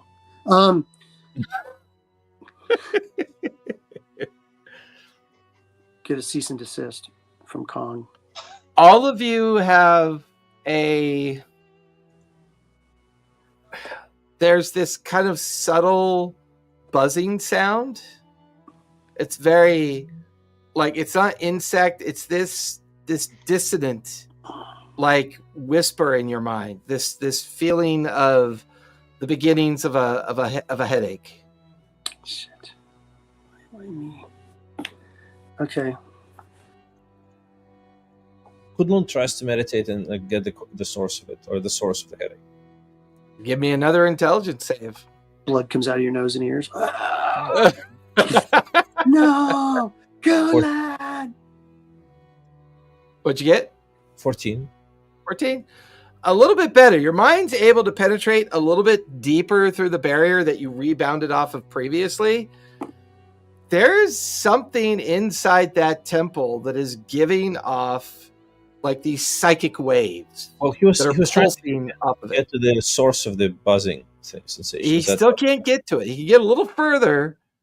There's a source in there somewhere, but he's not able to get to it.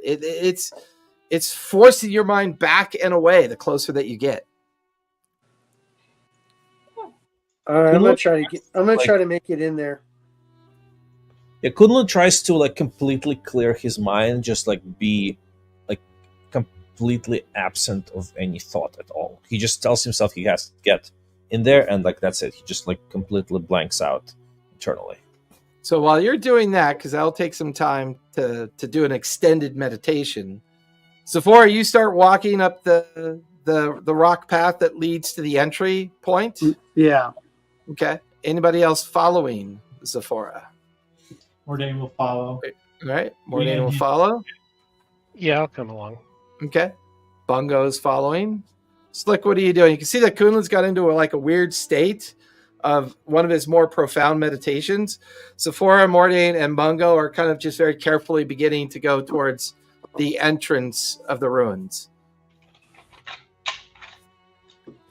I'll probably stick with Kunlun and make sure he's Uh, okay.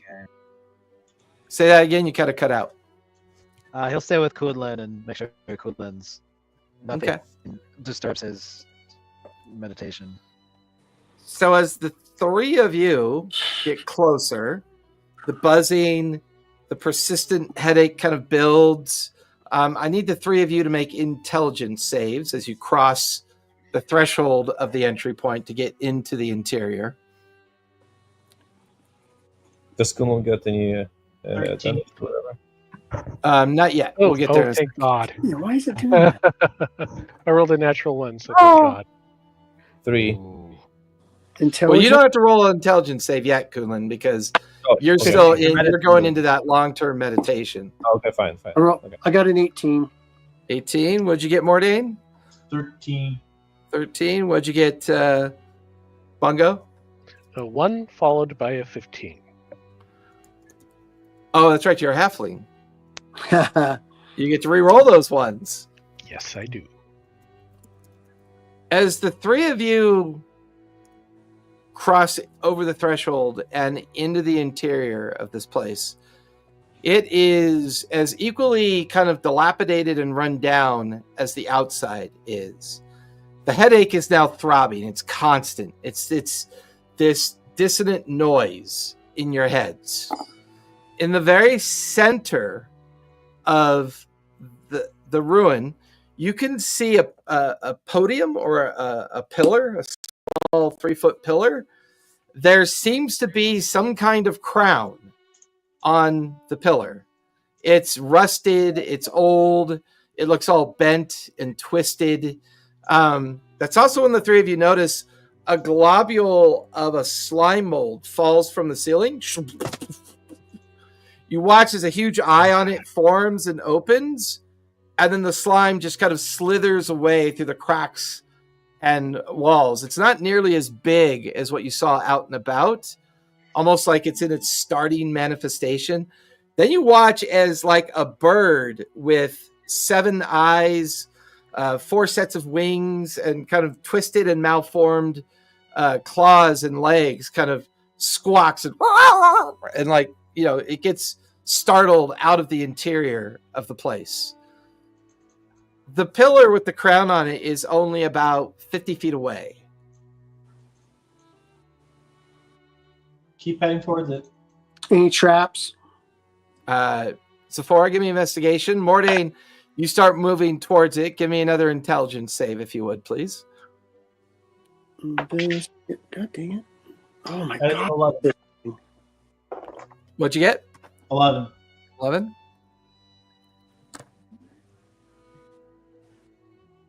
What'd you get, Saf? I have 14 for my investigation. Okay. Sucks. Or Slick, since you stayed back with Kunlun is now deep in his meditative state. Like his eyes are rolled up. He's sitting there in just his loincloth, nothing else. Like he went through the caution and care of like folding up his clothes, his weapons, his equipment, and like putting them neatly beside him. And he's in that like very deep kind of, you know, namaste, you know, kind of meditation state. But his eyes are wide open and they're pure white as he's lost totally in like thought. he's really like in his thought or in his face and just like, what you seeing? I see anything? What you seeing? Anything yet? I catch anything? What you seeing? Can you describe it? What's it look like? What do you see? Do you see anything? What you seeing? Kunlun, as you push through the barrier and you push into the interior of this strange place, your mind actually moves past Bungo and Zephora, and then your mind moves past Mordain as he's getting closer to what your mind sees is this pillar with a crown on it. But what they don't see and you do see is you see the outline of a silhouette of a figure, a humanoid figure that is leaning up against the pillar. There's a sense of their eyes, although it doesn't make sense, but they're there. The one thing that kind of creeps you out, Kunlun, is that there's this wicked smile that just is kind of prominent on this shadow's face, and its fingers are gently kind of drumming the edge of the crown.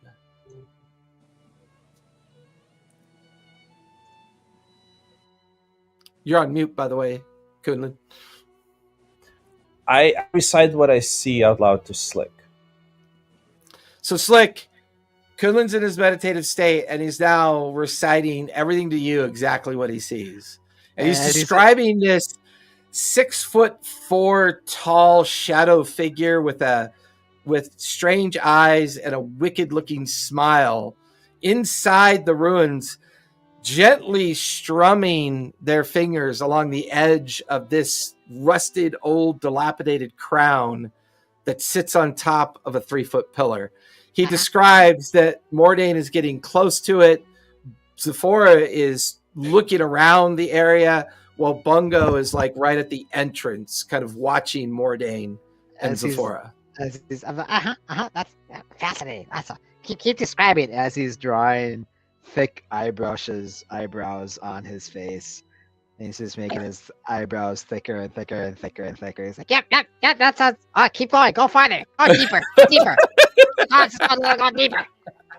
Keep telling me what you see. Keep telling me what you see. So he's got like these massive like eyebrows from like black chalk on his face. Mordain. It's a unibrow. He makes a unibrow. That's what he does. Yeah. Mordain, you're like within a few feet of this podium and crown.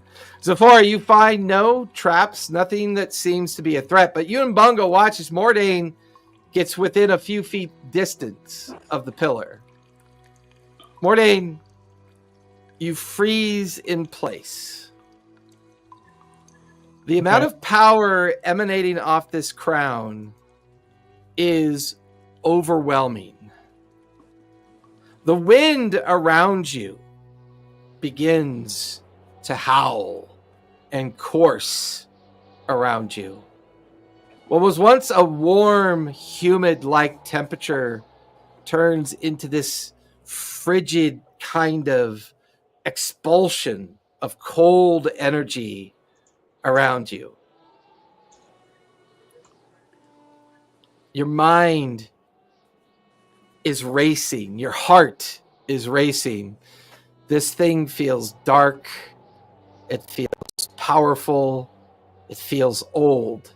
And you want it. And you catch yourself looking around like there's somebody watching you. And you feel this painful howl in your mind as you take 28 points of psychic damage. Ow. We're only 3rd level. Do I see that happen? Yes, Kunlun, you're watching it happen. Okay, I tell. And what you actually saw was the ghostly silhouette reach out and gently, with barely any pressure, just gently tap the edge of Mordain's head, and Mordain buckles over in extreme pain. Are you still conscious, Mordain? Thank goodness for the food in the morning. Thank goodness for that temporary hit points. and Mordain looks rough. He's struggling. Already you can see the edge of necrotic sickness beginning to kind of overwhelm Mordain's physicality. Zephora and Bungo, you would see this as well, but you don't see the silhouette. You don't see what's caused it because Mordain hasn't touched the tentacle yet. You mean the crown? Or sorry, the crown yet. He touches tentacles way too much, in my opinion. I live for. I'll run over and like grab him. What's wrong, Mordain? Zephora, give me an intelligence save if you would, please. Okay. Slick, Kunlun's like, he's like giving you verbatim description of everything that's happening right now inside the temple. 15, 16, 17. Oh, wait, what? Did you say intelligence? Yes, intelligence save. I can't Okay. go in there. I got my head will 15. explode. 15? Okay. Kunlun, how do we help them? How do we help them? Kunlun, the shadowy figure does this with its finger towards you, and then it goes like that, and you feel your mind recoil and bounce out of the interior of the ruin as you take 12 points of psychic damage. I wonder if you send Slick into there, if he will be able to approach the crown. You know what I mean? Sephora, you find yourself alongside Mordain. Mordain is barely clinging to life. He looks rough. And you feel this dread, this unease begin to overwhelm you. And as you lean down to help Mordain, you're now looking at one of your human masters. You're looking, you look around, you're no longer inside a temple ruin. You're inside the estate of where you used to be kept. Okay. And one of the people that kept you lies murdered at your feet. Good. I hated that bitch. And you smell the place, it's familiar. You're like, you feel yourself tapped in to a primal section of like your of what it meant to you to finally escape that place. That visceral feeling of looking around and seeing that you had wiped out the entire family, the caretakers, and you finally had that opportunity to escape. You feel yourself standing as if getting ready to escape. And you look down to see the person that you thought was dead, kind of mouth up towards you. And where do you think you're going? Oh, shit. Get back to work. And you watch as this person that used to contain you and cause you great misery is now staring up at you. And you just feel this distant voice. Finish it. Be done with it. Okay. What's it want me to finish? I mean, So many items to find. it looks like your captor is still alive. I mean, you should probably just kill your captor. Oh, okay. All right. Feel your hand drop down to your blade. Bungo, you're watching Zephora start to pull a blade as if she's getting ready to finish off Mordain. Mordain, you're looking up at Zephora. Her blade is coming out as if to come across your neck.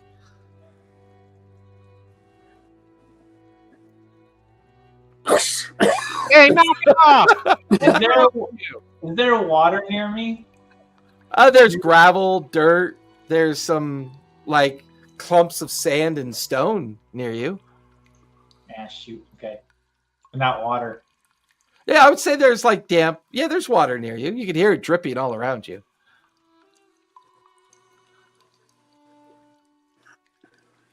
You have a brief moment here to react, Bungo and Mordain. Bungo, you're yelling out at Zephora at this point? Yep. How far away is she from me? She's about 30 feet away. Riptide. Choose one creature you can see within range that is in at least 2 feet of water. Yeah, it'd be more like, puddles of water around you.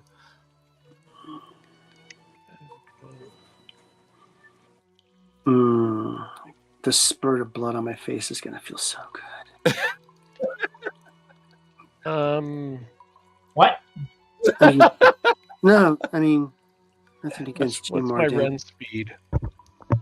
I'm The gonna blade's hit her. now pressed up I'm gonna- against I'm gonna- Mordain's neck. going to hit her with a ray of frost. All right, go for it. Roll to attack.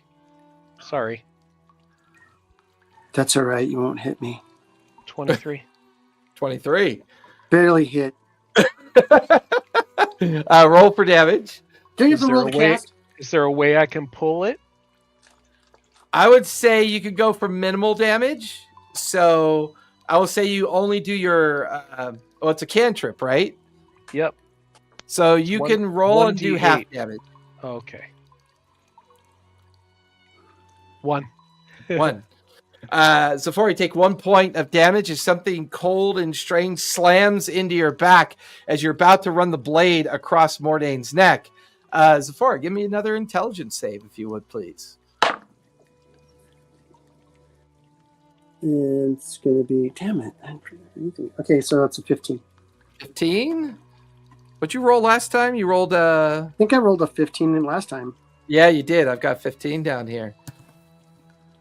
It's not Yeah, Mordane.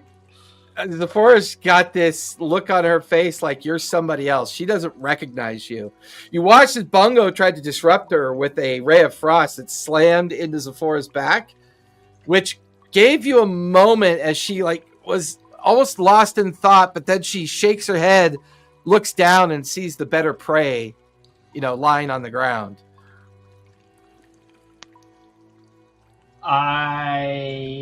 Holy crap. Okay, I don't know what to do here. You can feel the metal press against your neck as it's slowly beginning to be drawn across your neck. Almost like the act of doing it is giving Zafora the pleasure. Can I use the arms of Hadar to kind of grapple and restrain? Absolutely. Make a casting roll, if you would, please. I believe that's a level 1 or 2 spell for you. I'm casting it at level 2. Yeah, so you got to roll it. Well, just increasing the dice, it's no difference, really. Okay, well, I mean, it's a difference of 11 or 12. If you cast... Okay, so you're good. So the arms of Hadar begin to coil around Zafora. What's the DC save that's normally required for arms of Hadar? Strength of 13. Zafora, give me a strength save, if you would, please. An 8. An 8. Yeah. Zafora, you feel these constricted, black, shadowy tentacles surround you and begin to pull you away from this person that you were so certain you had killed. And you feel drool and poison dripping from the corners of your mouth. You can hear somebody nattering at you in the background, and you can see your caretaker, your master, your person who kept you in servitude for so long, slowly sitting up and staring at you with this joyous look of anger on their face. Their mouth moves, but all you hear is this distant echo in your mind. Failure, failure, failure. Do better, do better, do better. Give me another intelligence save, if you would, please, Sephora, but you are currently restrained. Damn it. Got a 5 on that one. 5 on that one? You feel the anger well up inside you. You're unable to get out. You feel your brain begin to burn with pain. You can feel blood beginning to pour from your nose as you take 34 points of psychic damage. I'm out. Mordane, you watch as Sephora drops unconscious onto the ground. Bungo, you also watch as Sephora drops unconscious on the ground. Mordane, give me another intelligence save as you are still next to the crown. Wait, do I see all this? No, because he pushed your mind out of the temple. That was the last thing you remember happening. That's a 5. 5? Bungo. Mordane, you take 18 points of psychic damage. Practice ain't got enough support. You can see Zephora's now unconscious on the ground about 10 feet away from Mordane. There's blood coming out of her eyes and her nose and her ears. Mordane, are you unconscious as well? Uh-huh. Mordane is now unconscious within about 5 feet of the pedestal. Kunlun, in a state of his mind completely empty, just gets up and starts screaming and waving his arms around and just runs in there. So you watch Kunlun jump up and starts running towards the entrance of the ruin, like he's heading inside of it. I just follow. Right. Oh shit, oh shit, oh shit, oh shit, oh shit. I have an action I'd like to take if I can. Kunlun runs right past you, Bungo. Slick is Don't touch the crown. you hear Bungo yell that out. His mind is completely empty. Yeah, so Kunlun, as you cross the threshold, give me an intelligence save. Slick, are you crossing into the temple? Yeah. Because right now you can see Mordain and Zephora are both unconscious on the ground inside the ruins. Closest to me, run in. If you were to run in, you'd have to run by Bungo. That would get you to Zephora first. But if you cross the threshold, you have to give me an intelligence save. Okay. I'll go towards Sephora and try to heal. Intelligence. Mordain and Zephora, give me death saves, if you would, please. That's a 23 on the intelligence. 17. It's one success. Mordain, what'd you get? Oh, thank God. What do you mean? I'm like unconscious. I know, you give me a death save. Oh. Not an intelligence save, a death save. It's a death save now. That's a 2? A 2, that's one failure. So Slick, Kunlun, did you give me an intelligence save yet? I think it was 4 or 5. Kunlun, you'll take 18 points of psychic damage once you cross the threshold. Well, guys, it's been a good few sessions. Nice to know you Slick, all. take half of 18 points of psychic damage, which is only 9 points of psychic damage. There goes You my are 10th now, you are now like right alongside Zephora. Zephora looks rough. She's unconscious. She's got blood coming from like her nose, ears, and eyes. But Mordain looks worse. So while you're examining Zephora, Kunlun, you're in between Zephora and Mordain. Bungo, what are you doing with all this going on around you? And you still hear that dissonant kind of pounding in your head. You get the feeling the closer you get to the crown, a little bit more dangerous and deadly it gets.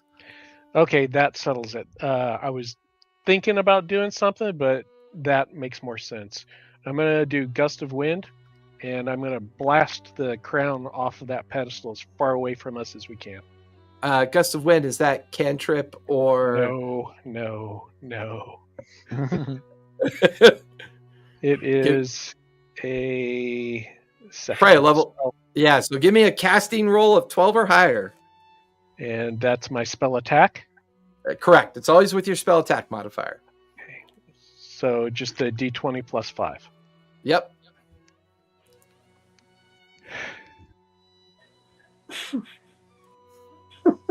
And 13.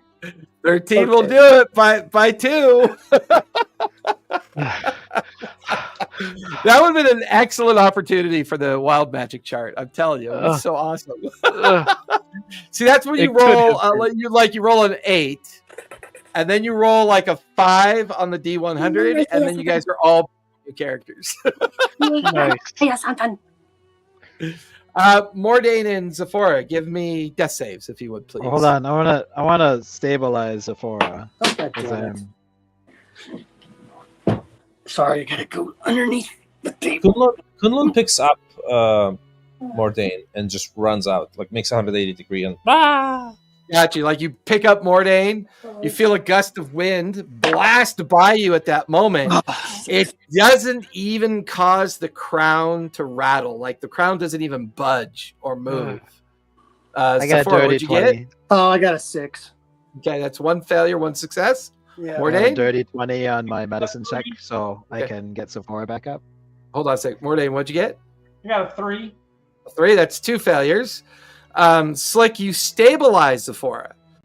So she is still unconscious, but no longer making death saves. Okay, now I'm following Kunlun. I see Kunlun whiz by me, and I'm like, Yeah, Kunlun like picks up Mordain, who's like dying in his arms. And Kunlun goes running past Bungo out of the temple. Are you attempting to pick up Zephora to get the hell out of there? I Or... by her foot, and I'm just dragging her as.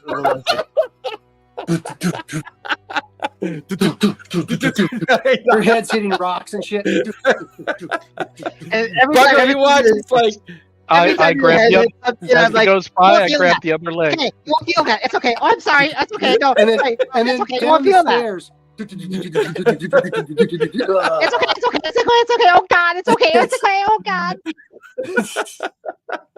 She deserves Oh my it. god, I love She it. just got you guys I in a love bunch it. of crap. As Should've as just you guys attacked run the by snake. me, I'll grab her other leg and help. Yeah, Bungo sees what you're doing, Slick, and quickly grabs onto the other leg, and you two just like completely weakened at Bernie, carry her out, like, on her back, out the threshold, and before long, all 5 of you are just Sephora's unconscious, Mordain is on in the way Kuhlman. out. Yeah. I'll pour a healing potion down her throat. Okay, I'll say she can maximize that. So even though we're not an initiative, you don't need to spend an AP to do it. So that is 2d4. So Zephora, you immediately get 10 hit points back. Okay. Did I already get 1 from him or just 0? Once with Mordain. You do the same So thing when to I was Mordain. stabilized, did I get 1 hit point or is I just stabilized? No, you just stabilize. It means you're not making death saves anymore. Okay, so 10 hit points. Yep, you get 10 hit points back. You do the same thing, Kunlun, with one of your healing potions?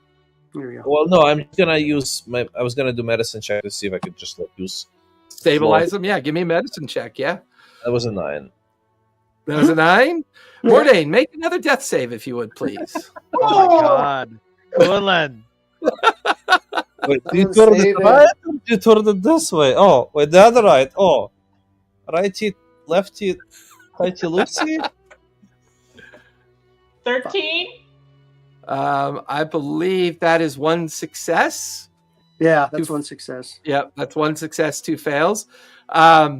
Sephora, you're back into consciousness. Bungo, you look over. Kunlun is like doing weird, like holistic medicine stuff on Mordain. Like you're getting snake shit in her mouth or in his mouth. He's rubbing snake shit in his eye. Okay, wait a minute. This is not right. I'll dump my other potion into Mordain. All right, Mordain, you get 10 hit points back as well. How do I delete these from my equipment? Just click on them and then go to the bottom and it'll say delete. Delete, yeah. I don't know why. Sometimes the D&D Beyond management system is so stupid. It's like it has the ability to give you shortcut options, but for some reason it makes you look at the full description before you delete it. It's hysterical. What the hell happened in there? We leave you for 2 seconds and then you guys are on the death's door? I don't fucking know. There was a crown. It was very pretty, and then all of a sudden, there's. Well, that's a lie. It's not pretty at all. He passed out, and then she tried to kill him, and I had to shoot her with a ray of frost. Did you guys see the figure? The figure. Okay, did you see the figure? The big figure, the shadow figure. When I have my tentacles smack Sephora. People tell them about his vision of what's happening right there. Yeah, so Kunlun describes that when he was in his meditative condition, that he saw a tall, shadowy figure leaning up against the pedestal, kind of one hand on the crown and using its other hand as a means to cause Mordain harm. And you get the feeling that the crown itself was projecting psychic waves of energy that was doing additional harm and damage to everybody inside. Even though you're no longer inside the ruins, the buzz of the dissonant psychic energy is still in your mind. It's just no longer as painful anymore. You get the feeling the longer you stay in that place or the closer you get to that thing, the more painful it becomes. But then you're also watching as strange, distorted, and corrupted creatures and animals are either slithering out of the rocks near the ruin, flying out from its interior. You watched as a 3-winged bat with 2 heads flies out from inside, almost as if maybe this place is corrupting the natural order of things around here, including the occasional slime, jungle slime that's like slithering out from its base. I gotta jump off. I'll see you guys next week. Okay, see you next Monday. Don't forget, new characters next Monday for the new chapter. What's everybody doing on their characters? Do you already have something made up? A pirate level 5? I don't know. Do we all want to be like halflings? No, pirate level 3. You said level 5. You said level 5. Yeah, I lied. I lied. Oh. I lied. Level 3. I lied. Okay, fine. 3 Okay. with a green magic. Actually, this will be a good spot to stop because then we could talk about what everybody wants to make for the next session. All right. So Xander, level 3. Anything pirate based. Anything pirate based. That's Okay. the only rule. It's got to be the same theme as the pirate. Do you That's need my thing? Or do you need my character? Like, are you gonna? it. Yeah, you could make one too, so that if we ever want to take a break from the main story, we can use those characters. Sure. So mine will be a death worshipping dwarf monk. No, you can't do another monk. Okay, a death worshipping. Death worshipping. All right, just the death. I worship. think Alex, you should be like a death worshipping warlock Sure, that works. dwarf. I think that would be pretty cool. A dwarf warlock would be fun. Yep. And Bungo, you can't be pretty and cute. No, I wasn't gonna be. He's not always pretty and cute. He's got that weird match user that he used to play. Well, that's true. Yeah, the descendant And- of Vecna. And Yeah, Yanto Vecna's the filthy. boyfriend. Yanto. Oh yeah, the filthy. So Mordain, what are you gonna make What's for your the- second Alive, character? by the way. Which, I think by the way, you I'll- almost had to make a second character. Yeah. Yeah, did, huh? So did I. Meanwhile, someone's doing holistic medicine. Hey, I pulled you out. King of my feet. Yeah, you know that shit doesn't work. I will probably. I'll probably do like a martial characters, maybe paladin or fighter. Ooh, Paladin, Oath of the Sea, Pirate Paladin, Oath of the Sea. That'd be I like pretty that. cool. Bungo, what are you playing? I was gonna. I don't know. I Mungo, was- your Bungo's brother. You play Yeah. Bungo. Jerry Bingo. No, I wanted to be. I didn't know if a bard would do it, a fighter would do it, or a paladin would do it. Someone. I think who- you were pretty set on the bard, weren't you? It doesn't matter, but I don't want to be like playing instruments and stuff. I wanted to be doing like inspiring speeches and shit. Well, yeah, That's you what- can do. Well, yeah, there's so many bard subclasses now. You could easily find one to fit that. Okay.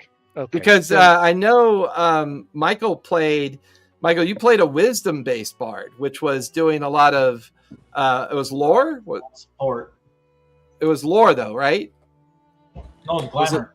Glamour. That's right. He played a glamour bard. So it was. He never really had a traditional instrument as a focus. Okay. He was just playing the support role, which actually was really, really good. Sound the instrument I played was the frustration of my teammates and my terrible jokes. Yeah, yeah. So that was his spell focus, was his jokes. Okay. Okay. So you could Okay. create. Yeah, you should easily be able to get a subclass for that. That shouldn't be I too gotta go. hard. But I'll see you later. All right, guys we'll see you. We'll All right, see you yeah. in 2 weeks, Alex. Yep. All right, bye. All right. Everybody else, be safe, be kind. Don't forget to play a game, and we'll see you next week with a new chapter. Bye, Bye, guys. everyone. Bye.